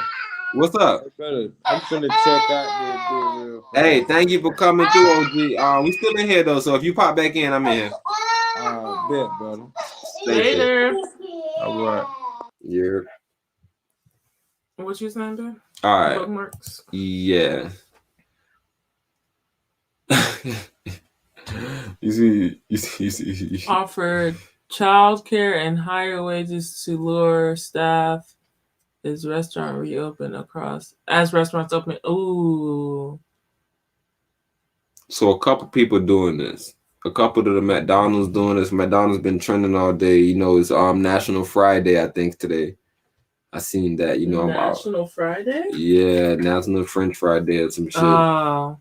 Yeah. Friday, I see what you're saying. Yeah, $15. These were the people that were treating their employees like crap when COVID came. They didn't want to wear no masks. They didn't want to pay them for getting sick. There was no paid sick leave. Oh, they had some people dying. They had a lot of odd stuff going on where people were coming on syndicated platforms and being like, hey, McDonald's, get it together, I'm out. Yeah, the manager was talking. I remember the manager from McDonald's was talking. The black lady. Mm-hmm. Since she been working there for a minute. Yeah, McDonald's, bro, I don't know. But yeah, they better do what they gotta do, bro. They need some bargaining chips. $15 in childcare though? Or like what they mean by childcare? That they paying for a daycare service? Wait, I thought they were offering childcare services. Yeah, owners offer childcare and higher wages to lure staff as restaurant reopens across the U.S. And what, did you go in here to get the 50? Work here, $15 and free meals. Oh, so they get $15 an hour and then they get free what? Kids meals or regular adult meals? They get because they put childcare in the headline. So I'm like, hold on. Yo, what is this? Trending in the United States. Where? That message from aliens. But yeah, I wanted to show the people you buying the dip though. And the dip buying you and the dip buying the dip. I don't like to put anything out because I know how people's energies are and how they fester around stuff. So I just like to get stuff done and then talk about it when I get it done. I don't like to talk about it while it's getting done. You know, you remember you said that when you're going through a process, you don't really like to talk about it until the process is over, and now you can address everything for what it is. Yeah, I never said that. What did you say then? I said that people do that because they're scared, because they're scared to fail. They're trying to hedge against themselves. It's like being like, nah, I ain't really into Bitcoin though. I only got like $100,000. Like, so what about like when you're actually going through a real life situation and you don't decide to talk about it in the moment? Like, what is that about? Same through line? You pussy? What do you mean? You said that they're scared. That's why I don't want to talk about it. Like, I ain't really in Bitcoin. I'm saying it's that same instance of like, I ain't really going through much. The through line, bro. Everything, bro. People pretend. People pretend, bro. That's a pretentious behavior right there. You just ran down. Bro, I don't want to talk about it, bro. You in it, nigga. You got to. Wait, but what do you? Okay, what do you need to talk about? Huh? What do you need to? I'm just saying, some people be scared because they don't want people to know that they losers. Like say somebody getting the Dogecoin or some shit. You say, bro, what your buying point is? Man, ain't really nothing. I got in at 72 cents, but bro, you know, I got $100 in. It's like they try to run the 72 cents by you and let you know the other part. Like, I only got $100 in, and you gotta worry about it. No. It's something I'm willing to lose. Mm-hmm. But while he was doing it, he didn't tell nobody about it, cause he knows it's a bad idea, probably. So he didn't want to get like peer edited. You know that why as black kids we hated peer edited. Dang. But anyways, bro, today is Taco Tuesday. Empress, bro, can you go look at because like we always do our crypto job. We let them know. Matter of fact, let me tell them. I can tell them the exact play right now. Put a crypto play tomorrow. You know I love Graph. I want y'all to make some money with Graph tomorrow. If y'all care, I care. If you don't, I don't. Nigga, man, you missed a dip, man. Also, you didn't buy the 38 that you was just on the phone playing with. I bought the 31 on mine. But I was trying to buy the 31 on that one because that one has a higher point. Bro, look, you have to get out of one and put more money in one, bro. That's a better investment, bro. It's the worst thing to be doing, bro. Man, having to jump around and put money in other one. Oh, I gotta put money in this one. They, you just showed me one where you were pretty much using it to hedge against each other. That's what I'm doing. Yeah. I don't get it. When one goes down, you're not selling one and then buying one. Why not? Because both of your jobs, you're trying to get a lower buy point, nigga. So when it goes up, you can make money. I'm selling as it goes down. My whole thing is to get a lower buying point than the one that's on this account. So if I get a lower buying point on that one, I'm putting in the 35 that was originally in there, and then I'm leaving that account. Yeah, none. But I need it to be as low as possible, so just in case I ever want to make a quick I can have it there. But if it's at a higher point, nigga, it's like, man, this is a pointless account. But I'm saying it's always pointless because the best accounts is accounts that's why MetaTrader is so fly, because you can literally open another trade on the same shit in this individual trade. You don't want to get on a thing with the same price point, because you can just jump in whenever and just go from that price instead of already having a price and being like, I'm just going to buy down low. You keep your capital fucking accessible. But I don't think it's going to go any lower than this. So now it's a you know how you had it with ADA and all those lower buying points? Mm-hmm. Now it's like if I miss a retest or whatever the case is, I can kind of average my cost up and still be at a lower price than just be at the price that it's at, if that makes sense. Because I think Bitcoin is going to go up. So my thing is to get as low as possible on the scale. So when it's down there, nigga, and I'm waiting for a retest, I can make a quick flip if I want to, or just use it as a resource, nigga. But yes, I totally understand that. And I think right now I'm about to do it. No, I'm not though, because I already bought on this one and it's already, no, it's not lower though.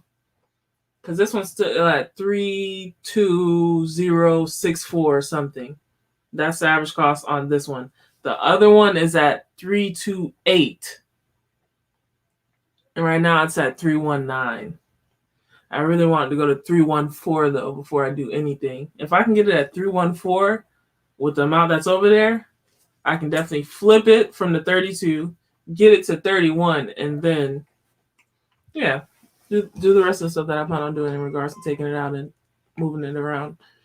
Hey, I'm not knocking nothing, bro. All I tell people, bro, when I tell them things, I was telling the brother earlier, I was like, yo, if you hear about anybody being rich, like I said, I was stressing the family thing, and I was saying you could bring horses to water. We had water just right here. You can bring horses to water, but you can't make them drink because, all right, we don't understand as I would say melanated people. Because brokers do a thing, right, where they get what they do is the same thing that we should be doing as black people. We should be coming together and putting our money on one thing and making that shake. Oh, yes, for sure. These white people, they create brokerages and they bring all of the money in and they put it on the play and they take a big percentage of that big money that they use to buy that big play. Black people, what we do is we do individual plays, or we just do crazy plays. Then you buy individual plays, right? Because there's some black people with a lot of money, but they have 10, 8, 15 stocks. It's like they set up as if they're a hedge fund. And it's like, yo, you need one or two to really make you some money. So that's why every day y'all see me come on here, I tell y'all about a riot.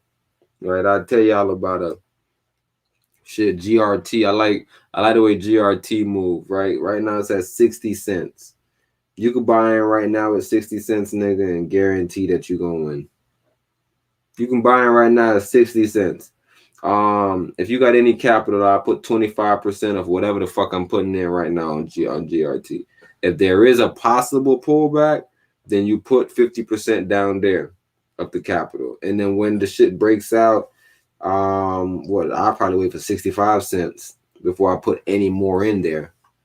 Right? So I'll wait about 65 cents. And once it breaks out to that 65 cent mark, then I'm feeling a lot more comfortable. But right now, it's set up in a way that it's look like it's not a buy point. Right? And the reason why I'm saying that is because we just came from a long run. What was that? 55 cents? Make sure I'm on the 4-hour chart. Yeah, I'm on the 4-hour chart. Went from 55 cents all the way up to 75 cents, I want to say. For 55 cents all the way up to 75 cents. That was the last little run we was on. Mm-hmm. So the next play that we get in GRT is going to be a short-term play. So GRT like got something to shake for sure. So I want y'all to look at that for tomorrow. Just to be clear, GRT is a graph, right? And that's a cryptocurrency? Mm-hmm. Exactly. That's a crypto. And with GRT, that's a smaller coin. So it's certain bros that have it. For sure you can get it on crypto.com. I know that's a big website that a lot of people is on. What about KuCoin? We should have the link. We got the crypto.com link in our John? Yes. All right. So all of our exchange links and trading platforms are in our description. Okay, that's amazing. So yeah, if you want to go on crypto.com, you can do that. And also if you want to go on KuCoin, we have the link for the KuCoin and there also. And with the KuCoin, if you go over here, you can do spot trading, right? And you can use the USDT and they do like a 10x leverage.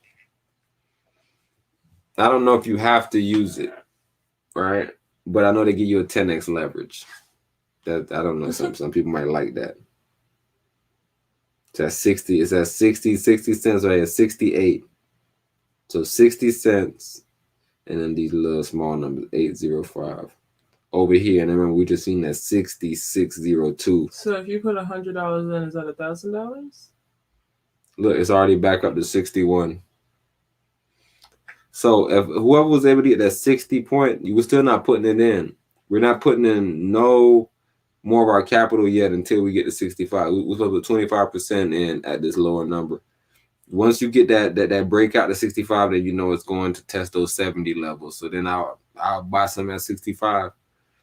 I would want some at that lower. So like I said, if it goes up, what I do is I switch up my number format. Like I said, it's supposed to be where you want it at 25%, where it goes down at 50%, and where it goes back up at 25%. So if you happen to get the up before the down, then you do you don't change the theory. So down is always 50%. Where you want it at 25, when it goes up 25. And when I say when it goes up, I mean when it breaks a resistance. 65 seems to be a resistance. Sometimes I see it bounce off to 64, but technically 65 because that's 64 is supposed to go to 65 next. So 65 would be the resistance for that. If you're a trader, nigga, and you want to get in, get out, literally what you do is you put capital in there. You put a lot of capital, and once you get to 65 cents, you got enough money. You just get out. If you know what I'm saying, like, so it's a lot of plays to make, and that's what I'm saying. But we got to understand about that right now. It's a lot of trades that I'm in before I figured out my algorithm, bro. That I've been telling people every day. Every day I talk to any of my friends, I tell them, yo, wait. I've been telling everybody that for a month. So I don't know if it's not gonna happen. But I told y'all Nokia finally flipped for me, right? So now I'm up on Nokia. So I'm getting out of that position. Square, I'm down on Square, but like I said, I could buy the dip and flip that. It's just it's a few plays that I'm just kind of waiting for, because I tell you I don't really sell out of them. So some of the capital is still gonna be tied up. But if I got at least $300, $400, $500 that I can drop on plays at a time, that's more so how I'm doing it right now. Right now I'm around $300 that I probably could drop on a play for tomorrow. And that's just how we do it, right? So say you with Cash App, they got 3-day trades on a day. You feel me? If you on Robinhood, they may have 3. If you on TD Ameritrade with the Thinkorswim or whatever situation you may be on, you may have Unlimited or whatever they have over there. Hey, I even seen Webull coming with the fractional. We also have the Webull. We have Webull in here too. Like, we have a Webull link down there. Like I said, bro, if y'all just want to just get in there, bro, you can get some free money. We get some free money, and then it's just definitely, man. I definitely want to thank everybody for listening to the cast. Just always supporting, bro. Tomorrow, huh? You want to play a Lito song? Which one? The one I told you about? Yeah, I said something. You was like, "Oh, I gotta play the song." Go to SoundCloud. Oh, I want you to play that "Sink In" because you said something about sinking in. Yeah, you was saying like, damn, a couple seconds back, nigga, when you was explaining the situation. But I was like, yeah, that's "Sink In" perfect. But yeah, bro, I'm gonna show y'all. Like I said, bro, the problem is the reason why I wasn't showing y'all the other stuff is because our other laptop right now, bro, is acting weird as far as charging. So we don't have that second laptop able to be be active at the same moment. So it's a little what they call it, little hiccups. But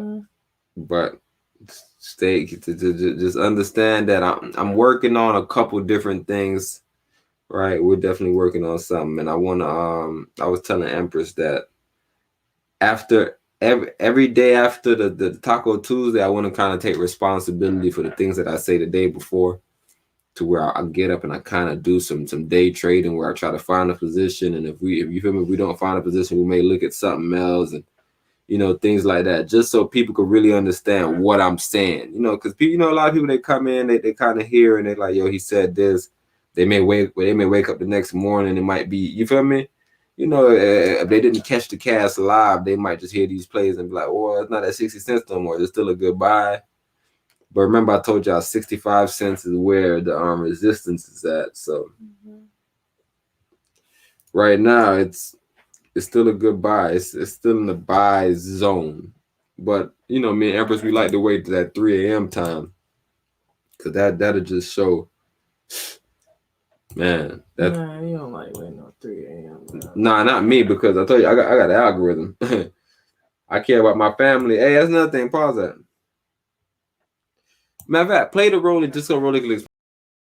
Look, man, Empress know I be banging on women, nigga. She immediately called out the wrong bar about the brother Rollie saying take heat in that little hoe, she might set you up, Rollie bugging. But no. The bar that he said right before that, where he was like, shots fired, something. And then he said, the bullets in his ribs left his mouth wide, like he was screaming, help me God, but he got baptized. Yeah? By the bullets. Man, when he was screaming, so, you know, you got shot and you died, like, you know, them niggas in Pompeii died hugging each other and shit. Rollie, bro, you a cold brother, man. You a cold fucking brother, Rollie. You gotta, man, hey. Nokia rise to 5G tailwind. Wall Street loves earnings surprises.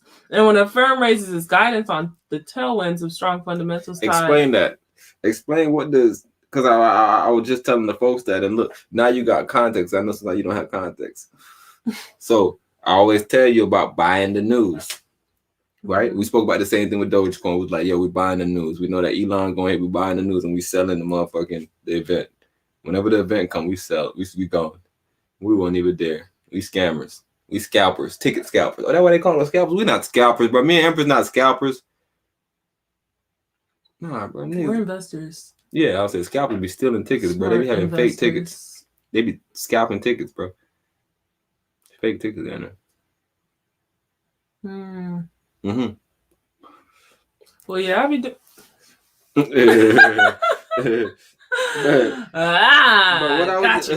where I was going though before I got super distracted, you forgot. Oh, all right, explaining selling the news. Okay, buying the news and selling whatever the fuck would be sold. Boom. I just said this earlier in the cast. I say what we do is when you hear people talking about things, because this is what hedge funds do. The same thing when I was telling the brother I got an algorithm. Same thing even when you do it in a lot of these Telegram groups where these folks don't care about you and they got 5,000 people in the chat. You don't have a algorithm. You have the algorithm. To make that clear. Y'all ever watch Next? It's a cold movie. What about the other little movie you used to watch with the algorithm boy that they created? That was perfect. Person of interest? Person of interest. Y'all ever watch Person of interest? It's some algorithms out here to figure stuff out, but when it comes to the stock and crypto game, even Forex. Hey, any Forex watchers, feel free to invite yourself on the cast. Definitely, bro. We've been hearing y'all say a lot of shit, bro. I'm ready to talk to y'all about some shit. We need Forex traders. And they figure out what brokers Show yourself. Let me see your account. I've been asking niggas about their accounts now that my account's so jumping. Now that you have context. I want to see y'all accounts. Give me some sick. Yo, that's fucked up because the most I say you guys take account for things, right? And these niggas got their accounts and they don't be wanting to show it to me. Nah, see, I ain't even trading on this one. They're not showing you no text with their con. Even worse than that, Empress, because we know the whole system. And I'm telling you, that's the fucked up thing when we get on things, right? When we get on things, it's like we know it more than them. Niggas be wanting to tell us, I guess. Well, basically. Yeah, it's like a nigga that want to tell you some divergent type shit that he think he knows. It's like, but you. What do you know? And I definitely understand this. I don't want this point to get missed, right? The greatest losers is who you should damn near talk to. Because they know exactly what not to do, and you just follow them and do the complete opposite. And the first thing that you should do is not listen to them, because that's what they did. Listen to their goddamn self. So the first rule number one, we're not listening to the nigga that listened to himself, because he is wrong at all times. Everything he said, though, that he did tell himself, we listening to that, and we're not doing none of it. If he say, yo, no, bro, I use these pairs. Don't use those pairs. If he say, yo, bro, don't do pairs on gold. Just trade gold by itself. Don't listen to the brother. I'm telling you, don't listen to, because what he knows is everything incorrect. That's all he knows. And he should be paid handsomely for that. Because he went through the exposure of exposing himself to the loss. He should be paid handsomely for that. We need to bring some of you Forex traders on, because I know y'all. Is it exposing or exploiting? Oh, why you using exploit? Fill me in, because I like exploit though. Why you using it? they exploited themselves for all they had, all their value, known as fiat USD. Yeah, got these niggas for what it is for Exploiting. For exploiting. Four-plus-station. Can you remember what was the name of the black one? Black exploitation. You just gonna have that with the forex. It's gonna be exploitation. That's y'all. Y'all, bruh, we see y'all, bro. Now that we on the John, that's why I say, like, I'm not banging on y'all though, because I fuck with y'all, but I just want to figure out what brokers y'all use, and can I see y'all account? That's all I want to know. Just two different things, and broker not your current set, your current stuff. What you did. And I told Empress that sometimes I let y'all just show me y'all trade, John. I'm like, oh, you ain't got no trades open. I don't care what you got open. Let me see your history. I was just telling my brother earlier, like, we don't take L's over here. You can go see our history. You could be like, yo, you was down for 30 months, though. You could have been took out and made some more money. But then you would have took an L. Then you could say, I took L. We don't take L's over here at Black Privilege. Look, see, what I'm telling you, Empress, a lot of people avoid this type of putting this up on the spot. We're not guaranteeing nothing. That's why we don't trade with y'all. Like I said, if me and Empress jump into a day trade and the day trade fail, we swinging it. We not losing, nigga. Y'all lose, so we don't want y'all to come on here and be like, bro, y'all said it was 100% guaranteed. Yes, if you do it just like us. Meaning that no matter what happens, the Most High has a plan. It's the only thing we do over here. There. I'm talking about G shit. Like, we'll be down, be like, damn. Most High must be wanting us to be down for a little bit. That's how we be. That being said, you need time in the market. And if you don't have time, don't put your money in this ish. Okay, let me drop one more gem. It's something cool for y'all to know. Whatever chart you're on, do 4 or 5 increments up. Break that down. Cool. Thank you. All right. Say you were, bro, you like, yo, T, I like to trade on the 15-minute chart. I find some things that kind of work with me for the 15-minute chart. The entry you found on the 15-minute chart, check it on the 30-minute chart, check it on the hour chart, check it on the 2-hour chart, and check it on the 4-hour chart. You may even want to check it on the day chart, but for sure, check those 4 for sure, right? 15, 30, hour 4? Hour 2, and then 4. But if because some of them don't always have 2, so yeah, just 1 and 4. So 1 hour and 4 hour for sure. Okay. Right. If you're checking the 15, you have to check the 30, the 1 hour, and the 4 hour for sure. Because you may find the entry on the 15, but 15 minutes leads 30 minutes. So that entry that you thought was there based on these candles on the 30-minute chart showing that it's not there. You feel me? So we have to always do those things, but we have to explore the different time intervals. That's super. That I'm telling you, like, that's one that I explained to you. It's trades that I was down on based on just way back when we first started trading, right?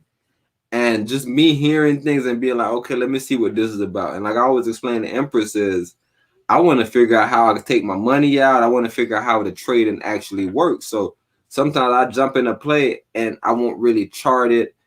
And, you know, I won't even say I won't really chart it. Back then, I wasn't charting things, right? Back then, what I was doing was I'm a studier.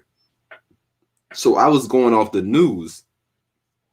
So maybe it was people buying the news and selling the event. And I didn't know about events being sold. I just knew about the news being bought. So I'm in a room and a nigga like, yo, this and this will be coming to this. These boys will be having a positive earning calls. But I just jumped in. They read this information a week ago. They're on all the sites. They're on Barron's.com. They're on Wall Street Journal. I'm talking about paying behind paywalls and everything. They on Benzinga behind paywalls. That's why I like Robinhood, right? I say use things for their resources. Right on Robinhood, there's still this little hiccup where you'll get a Benzinga article and it'll be short, and they'll tell you how you know they want you to get on the paid subscription type, John. But bro, you're getting articles, bro, throughout the day from top sources. It's not just like just know anybody's just bullshitting around, bro. So you have to use all these different things. Even when we on We be on Cash App. They'll come across with some different stories. You feel me? Wherever you at, there's stories. Same thing with this Forex little situation. They got a whole little app for Forex timeline or something, nigga, where they just give you news by the time, you know, because the news affect things. And you know, a lot of people that come on here and they say, you know, like when Donald Trump did this, that affected this. What does you mean? What do you mean by that though? Right? Are you charting these things? And that's why I want to talk about, because I don't think, and that's not to knock nobody. So I don't even want to play this holier than thou role. Because I told you before, when me and Empras was making some good money, we wasn't charting anything. So I don't want to say that you can't do it, but I want to say that you speak confidently based on information that you're receiving secondhand, right? So when you know, because even if we have a dialogue with them, Empress, it'd be kind of hard to get the information out of them. And they'll say, yo, he know. I just know about this part. I use this. I use, and it's like, okay, do you know how to chart these things? Okay, are you using indicators? Do you know how to read?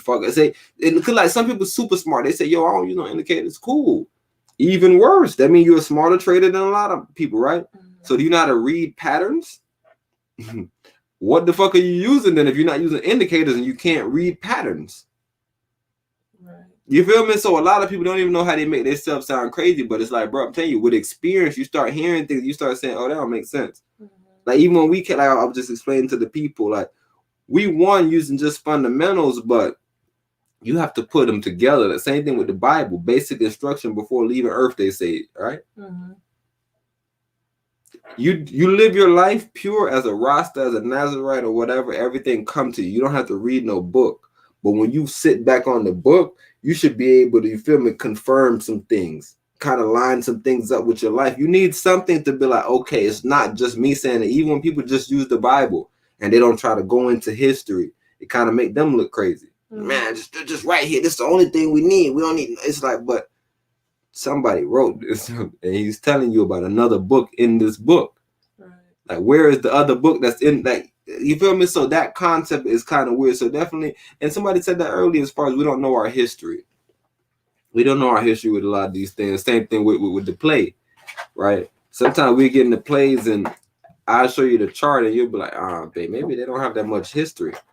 And I'm like, what? What do you mean? And then I press 5 years and I go back to the end and be like, oh, it's chart's only a year old.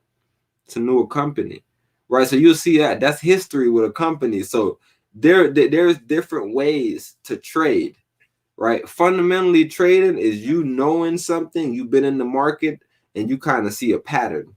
That's your fundamentals.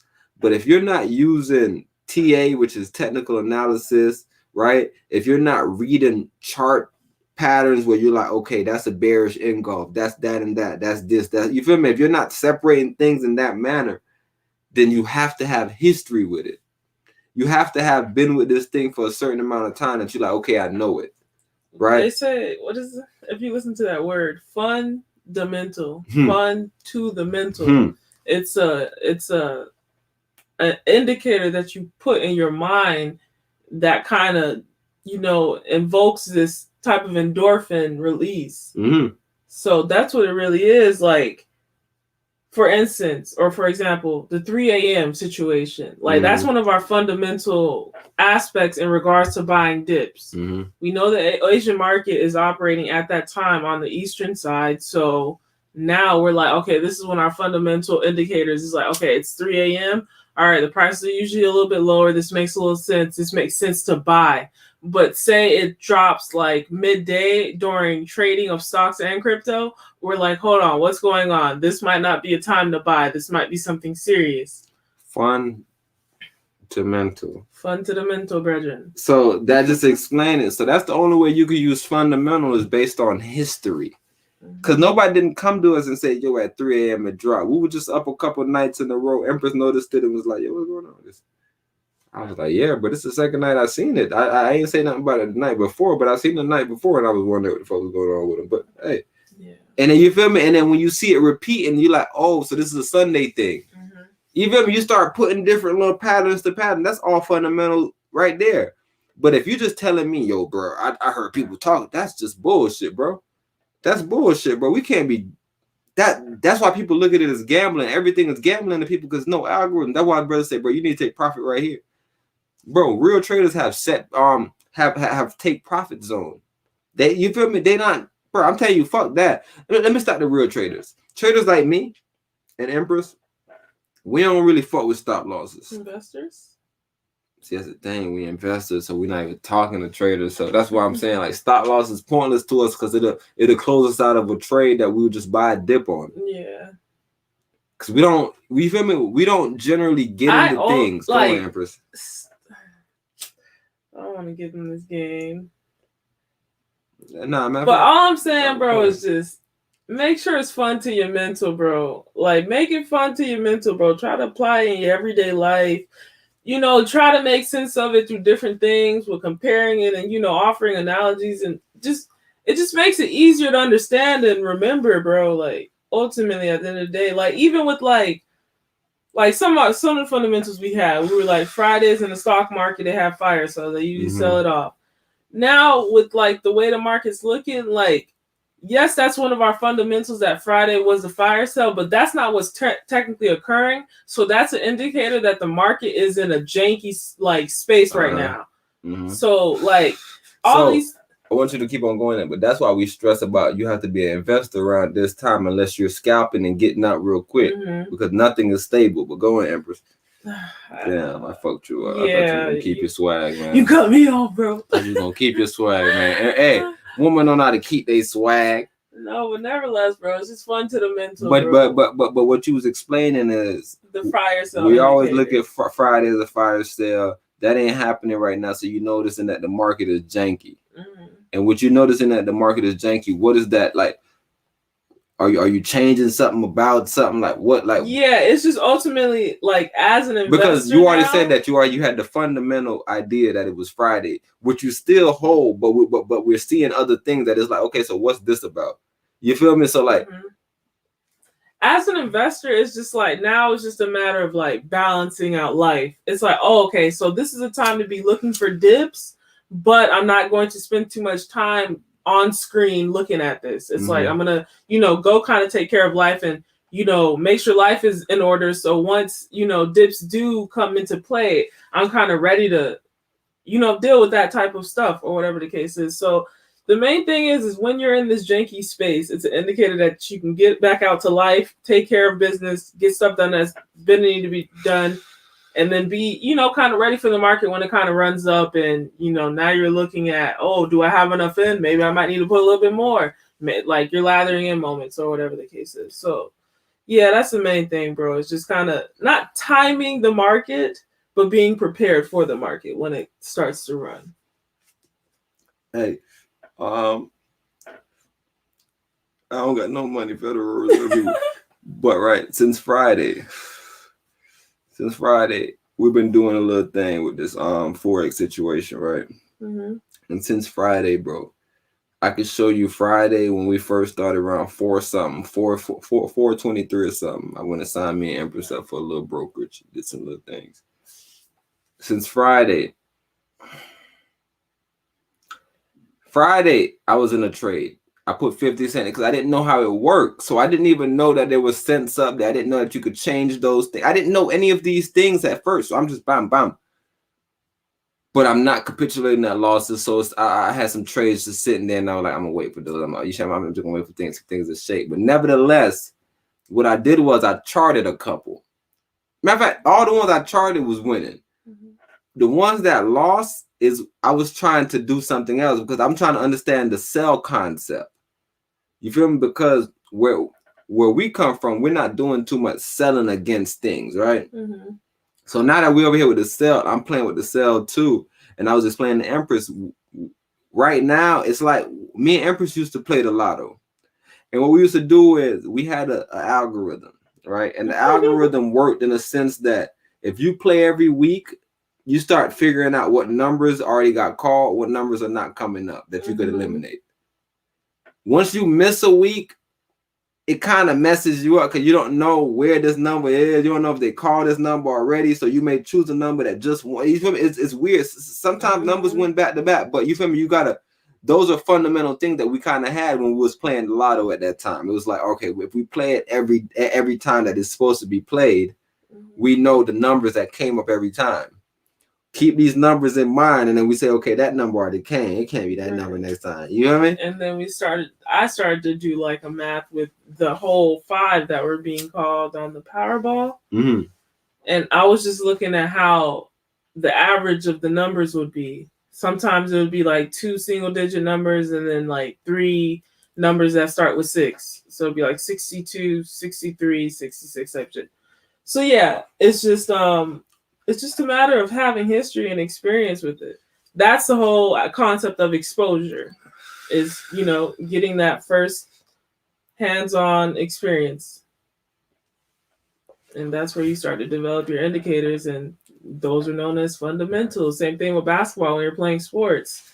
You know, you develop all these little cute little knickknacks of how to do all the stuff that are fundamental to the game, such as dribbling, you know, shooting a free throw, so on and so forth. And once those are instilled inside of you, then you start to have fun with it. You start to get bouncy with it. You start to put a little style and swag and, you know, your own little on it. So Empress talking about time in the market. And that goes back on this cast. We always talk about incantations. All Empress talking about is rituals, bro. Time in is literally rituals. That means that every day you woke up, you got in the market. Maybe you didn't make no big trades today. Maybe you just watched it today. But every day, nigga, you seen the market and you looked at it. Time, that's ritualistic.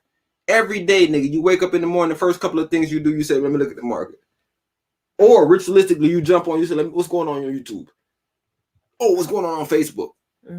Incantation. And that's the thing, because we'll go back to like the stigma of like, you waking up thinking about the market or thinking about such and such, you're not thinking about the Most High. It's like, you know, I'm thinking about the Most High, bro. Me and the Most High talk about the market right now. But like we get so caught up in that space of like the Most High has to be everything, and it's like, bro, faith without works is dead, bro. The Most High is not even in nothing that's not incantations, bro. If it ain't rituals, bro, the Most High is not there, bro. Facts. It's a disciplinary thing, bro, that he regards highly.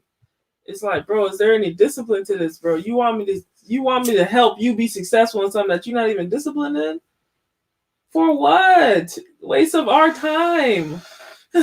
Hey, the brother Enoch, they called him Ethiopian Enoch because it was a bunch of Enochs in the Bible, so I guess they do that on confusion purposes. But it was the Ethiopian Enoch, and he used to stay in the cave. Not like the white man, but like he used to be in this little hut or whatever his situation was. Yeah, just hanging. And he never went out and mingled with the people. The Most High came to him like, brother, you got to go out. So he used to go out, I think, once a week. Or I mean, not once a week. He used to go out a couple times a week. As the weeks went on, he cut his time down to where he was going out just one time a week. And the Most High went to him and was like, man, what you got going on? He was like, bro, I can't be around these people, bro. Remember, Enoch was one of another perfect type brothers that got took too. So you feel me? He had a certain ritual about himself, and he like, yo, they're messing my ritual up. I'm over here teaching with them, arguing with. Nah. And simply put, bro, like for me personally, I graduated college. I'm an alumni of university or whatever the case is, but they could say that about me because I completely vanished. Like, that's not my life anymore, bro. It's just like I'm over here, bro, doing my own thing, and that's what it really is, bro. It's not more so isolation than it is elevation. It's rituals, bro. Because look, you start doing rituals, some people get away from you, right? And in that time that they get away from you, you grow so much that they think you changed. Facts.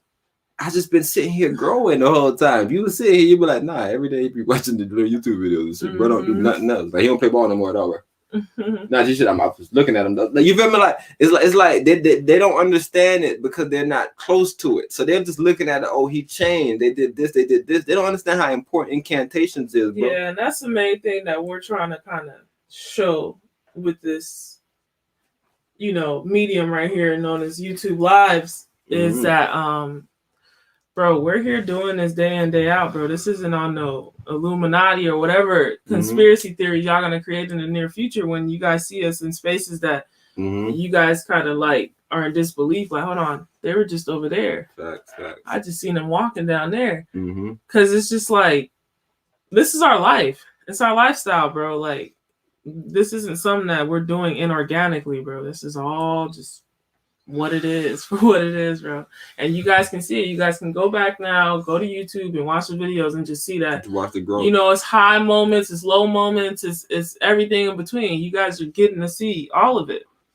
But they can go back and watch the first Taco Tuesday. Like I said, when we came in, we were just strictly on stocks, right? Yeah. Now we talking the whole time. We had BTC and these boys up here. And we kind of watching the market. That's why I was saying, nobody don't rush to buy BTC right now. I looked at the chart. We're in a big downtrend. I don't think we're going below the 31 level. But we're in a big downtrend. When there's a reversal, you could buy, bro. I promise. When there's a reversal, I don't think I'm telling you. But if you're already in the market like Empras, then you try to get the low points going. Empras, my bad. Once it gets to a new low, it's always a higher low. And reason being is because everyone's trying to get a lower price point. So now it's like, oh, 31. Everybody's like it's getting tighter and tighter of spaces now. So yeah, we definitely are holding a lot harder than we were in the previous weeks, which is a good sign. But hey, just keep doing that ritualistic thing of checking and observing the market every day, every chance you can. To be quite honest, bro, if you can get more views on what it's looking like throughout the day, you can kind of understand a little better. Like, oh well, I just seen it at 30K this morning. Now it's at 31K this morning. Same time. Something's going on here. So yeah, you just start to kind of write out those patterns again. See if they're doing the same thing. Right, and all that's fly. But bro, I'm telling you, like, man, I hope y'all listen to Empress, bro. I'm telling you, you heard Rollie came in early, like, man, she's 100. Man, Empress be going in. I don't be listening to none of that shit every time. I'm just fucking with her, bro. I'm just telling you, bro. She just dropped some game on y'all, bro. And I was gonna drop some shit on y'all, but I didn't want to do that to y'all. Empress, can you just pull up Weeble? Because I'm gonna do it to y'all in a little bit. I love Empress for what she's doing, though. Because as you watch the cast, you see Empress get more involved. You probably go back to the first cast, Empress not talking too much. You feel me? So it's just growth all around, bro. Everybody changing up their vibe, bro. And I just want to put this out there, guys. Feel free to donate to Black Privy. We are taking donations. We are low on laptops. Bro. I don't know what's going on. We need some new technical equipment. So yeah, if y'all could. There's a lot of supporters out here too, bro. Let's see. You feel me? Let's just see if y'all. Hey, shout out to the brother Zay Tiggy though, man. Zay Tiggy, I don't know what you got going amazing on, interview. No, the brother did an amazing interview, but the brother just sent me a 10 too. Shout that brother out for being so real. Shout out that brother. I'm gonna talk to him later. But what is it you looking at? BTC downtrend. You got the IC on? Look, you see the cloud above it? Yeah. That means that it's a short-term downtrend, though. So it's an entry coming up sooner than later. What is this? Can you see? Let me see if the stochastic look bad. The stochastic look dead. Nobody should be rushing to buy right now. Like I said, unless you're farming. If you're farming, nigga, it's time to eat. Hey, if you farming, bro, the multi say you must harvest, nigga. But it's really not though, bro, because I don't want 31.9. It's at 31.8. I really want 31.4 or below. Yeah, that's what I'm saying. So people like you don't have to rush in it because you're trying to get lower buying points. But I'm just telling you all right now that it's in a downtrend. And it don't look good. It don't look good, bro. It don't look good. And when I say it don't look good, I'm not worried about it going to 28. I'm just saying it don't look good as far. Don't rush to buy, bro. The tempo is, but I always explain what you want is a reversal. If you can time the reversal for the indicator, because what the indicator does, the indicator is delayed. So it tells you something after the candle is made. If you can kind of predict the pattern, you can kind of be like, okay, but this is a bearish pattern we're looking at. This pattern is clearly bearish. You see this? What do you mean? The room? Mm-hmm. What's going on? What does this mean? This means buy for sure, right? Well, that's one indicator of a buy for sure. With the down being 100, that's not a buying point? What I like. Remember now. You like for the cloud to be below? No, with the room. It's not the down 100. Up 100. Mm-hmm. Up? So go back. Yeah, just drag back into the you might have to, yeah, so you can do it from the top. It'd probably be easier, but where were you dragging from? Right here is 100. All right, you see that? How it's a reversal right there, and you said even the parabolic SAR telling you the same thing. Mm-hmm. But the whole time the cloud been above you. So if you knew anything, you knew that all these were short-term plays. Nothing was setting up to be a long-term play. This is a 4-hour John. It's a 4-hour chart. Go on up 15-minute chart. That's my favorite chart, the fucking 4-hour boy. Y'all know that shit. Because the benefit of the 4 hour is if you got the 4 hour with the candle and the rune and everything, you can stay in these plays for like a week or so. Oh, look at it. And I love family. This don't look good. That's what I'm telling you. But look, the reversal is coming. That's why I'm saying that there's buy points, but it's all short term because the cloud is still above us. So even if we enter Bitcoin right now, it's gonna go up and come back down. So even when you seen it going up and you was like, you may miss my buy point, it came back down. You feel me? Yeah. It just went to a new low right there, and that's what's gonna continuously happen because the cloud is above it. Nah, I got 817. 31817. So you got lower than all these numbers. Yeah. And what's this new low that it went to? 3-1. Oh, this is like a low. Yeah, bro. I'm telling you, bro. What is that? 3-1-8? 6. Nah, it's the gray. You're looking at. Nah. Take it off the gray then and put it on the. No, yeah. Move your line up to the actual blue. Right here. To that. Oh, see, that's the bottom of the candle. So that's the lowest buy point. That's and what was that? 3-1. It's that gray boy. 31694. 680. All right, but where did the candle end up finishing at?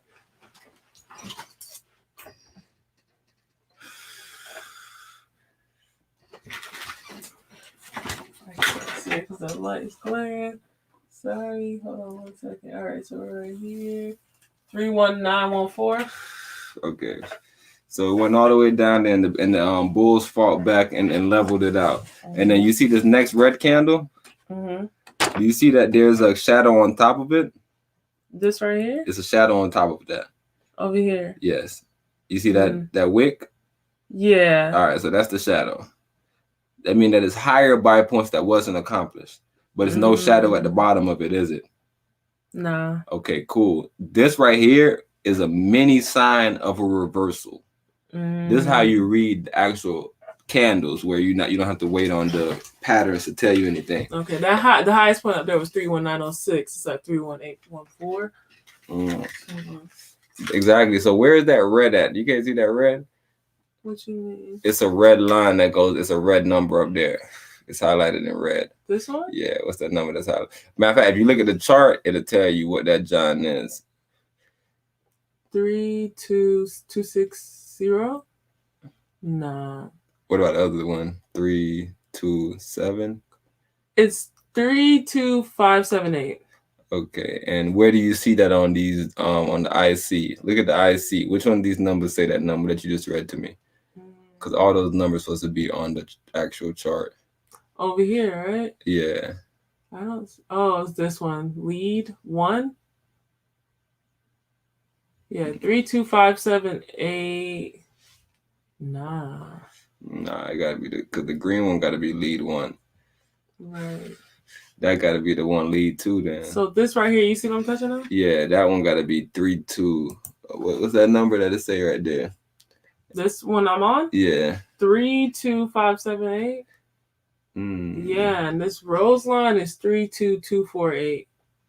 And the lead 2 is 327. 32576.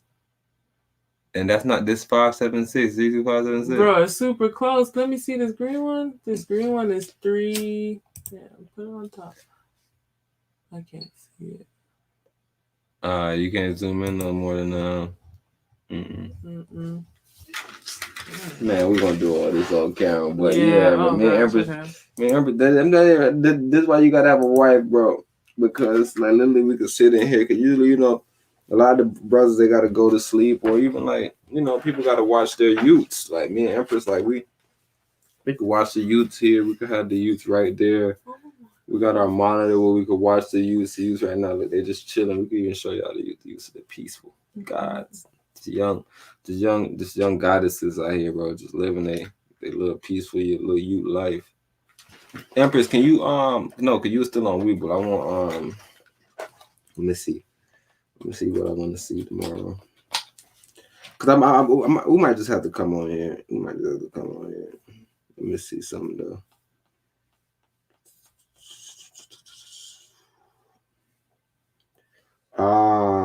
Virgin Galactic is down 7.2%. I mean,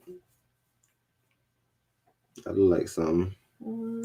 MP Materials is down 6.14. That look like something. 3D Systems is down 5.27. So Empress, matter of fact, yeah, I know I love Riot. Riot is down 4.26. Watch it. Watch Riot. It's down 4.26. Let me see what's the share price. It's at $30 right now. Look at my cheeks. Watch Riot. It's at $30 right now. Watch it. Watch it like a hawk watching a fucking steak dinner. Right? Virgin Galactics is at $37. Empress, can you show me the chart, please, for Virgin Galactics? It's the last one. We better get out of here. I don't want Empress to be up too long. Empress got a nice little rest, though. What? I digress. You kept on waking up and going to sleep? Huh? You in that big bed by yourself, waking up and going to sleep? Man. Dang, where are we at? They on it. Man, some people being big bads, they wake up by themselves. Oh my gosh. All right, you can zoom. What's going on? Okay, I'm just trying to.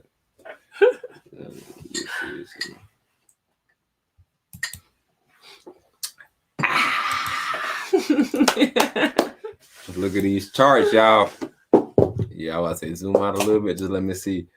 When did we get into this downtrend? 15 minutes. So we've been in this downtrend for a little minute, right? We're under the cloud, right? So this is a short-term position. Okay, so you shouldn't be in this play long. And can you show me the 4-hour chart?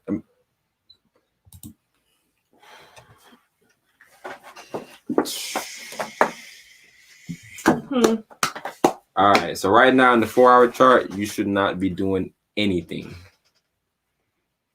You should not be doing anything. Why am I saying that? Because you are almost in the cloud. In the clouds, you don't do any trades. You don't take any trades in the cloud. You don't take any trades in the cloud, bro. I'm using the IC right now. The IC boy. That's the cloud boy that I'm looking at as far as an indicator that I got on the screen. All these indicators, I use random indicators, bro. These are nothing. Like I said, these are Bibles. Meaning that these are the basic instruction before I make trades.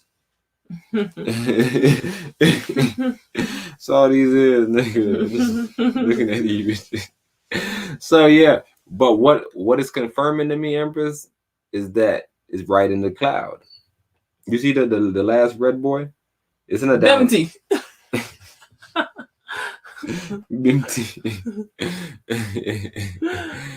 But you see how that last red boy is literally in the cloud? We don't want him. Hey, and that's not the only confirmation. There's another confirmation. There's the actual parabolic SAR, which is showing me a red downtrend. Is the super trend on here? Can you go back to the super trend and see if we're in an uptrend or a down super trend? You might have to go back a little bit till you find that arrow. Blah. So it's 3 indicators already. Now look at the rune. How the rune look? 100 down, 57 up. Okay. Like I said, there's a reversal coming. There's a reversal coming. And what is this? This is Virgin. Mm-hmm. Okay, we're gonna ride this down a little bit. If we can get it to go down 10%. Matter of fact, even if there's not a trade tomorrow, we might wait. But more than likely, you're gonna get an entry tomorrow. This is a 4-hour chart. So if you get an entry tomorrow, you might get an exit Friday. If you get one Wednesday, you might get one Friday. So you might literally get out to play on Friday. I'll probably find the exact number that I'm thinking is an amazing number, but 35 for sure. Babe, can you find the EMA, the 200-day EMA? It should be gold, right? Like if you look at the EMA, John, they'll let you know what color the 200 day is. What should I be telling you? What? Just let me know what is the number. 33.34. Okay, so it's not trade. Matter of fact, babe, if you take the gray bar off of it, you can see what the gold say. 33.34 right here. All right, so you amazing. You was right on top of it like a snake on a stick. I never seen a snake on a stick. That don't even make no sense to y'all do it. Nevertheless, the momentum is all the way at the top. Momentum is dying. Mm-hmm. But momentum for who? For the Bears, correct? Because it's in the super trend down. Mm. So when you see the momentum up, it's for the red team. Bull. You feel me? It's for whoever is up at the moment. So blah, that's what we just witnessed, huh? What you mean? As far as depends on the indicator you're using. So if you're reading the pattern and you're like, yo, this is a bear symbol. Mm-hmm. If you see your motherfucking this momentum, bro, all the way at the top, you going fast down. Mm. But if you green, you're going fast up. That's usually what this momentum will show you. Wait, so you're saying the this... UOS. Yeah, okay. So that's my momentum. You see how high it is. Yeah. And what green bar are you talking about? The cloud? What I told you about the green, bro. I want to make sure I'm on the same green, bro. You said when the green bar. All right, yeah, the SAR, the parabolic SARs. Those so this circles. Line right here? Not, yeah, the little circles. Okay, so these. Yep, those little green circles. But this line is with the super trend too? Or? Nah, that's with the IC. Yeah, and that green line that you might be on right now might be the lagging boy. Nah, the lagging is white. No, this gotta be super trend 43.63. That's a super trend for sure. Mm-hmm. Okay, amazing. Okay, and then you're saying what is this one? EMA. That's the EMA. That's and this is momentum. Mm-hmm. Okay. So with that 200-day EMA, that'll let you know over a 200-day. You feel me? Exponential moving average. What this number may represent. So what is it? 33% or no, $33. Oh, okay. So right now it's at 37. Mm-hmm. So if it falls below 33, that's sort of kind of a bad buying point.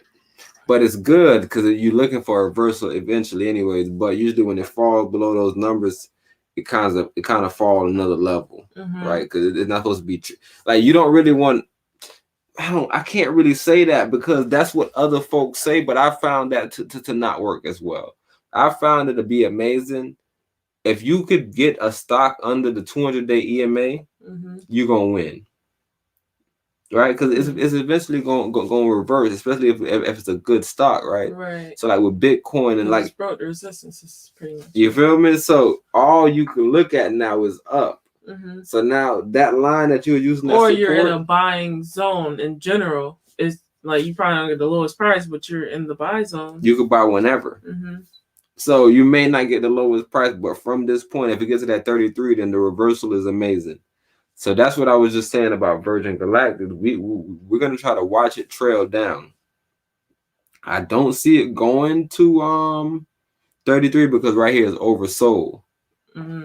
But what could happen is we can get some quote unquote, it's called a bull trap, where some bears actually buy a lot and have that RSI change from being oversold to overbought almost, or you feel me, or get back on a nice level to where you think things are looking good for you.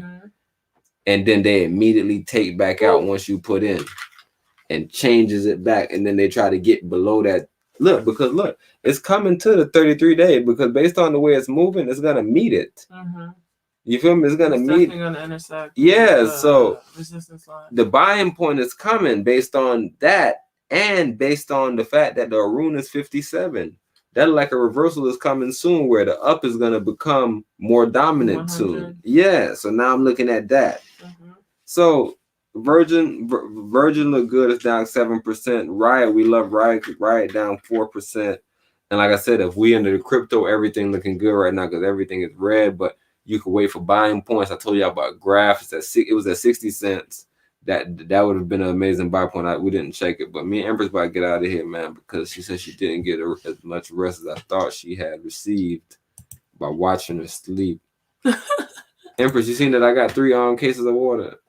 What? Okay, let's end the show because I have some. You happy with me? How did you manage? Were you brave and you took the roller? No. Run it down, man. That's good. Alrighty, guys. Hold on, man. What we end this off on? We end it with the bell because I don't want to throw you off. You know, I usually use the Wall Street bells for the. All right, these things, but to make sure. I'm not asking for nothing, bro. Give me what you got. Nah, I'm gonna just do my thing. Do you think? You Alrighty, guys, and that is the conclusion of episode 90. Move 97. Shout out to 97 babies. That is the conclusion of episode 97. We will be back next time. Right? Mm-hmm. What day is this? This is what? Tuesday, Taco Tuesday. We'll be back Friday. Freestyle Fridays. Yes, tune in to Freestyle Fridays. We get really light in there. Not as concrete with the information. No, 100% fact. If Real y'all want to light. jump into that. Matter of fact, on that Friday, we be trying to get guests to come in. So that's a guest day, actually. Mm-hmm.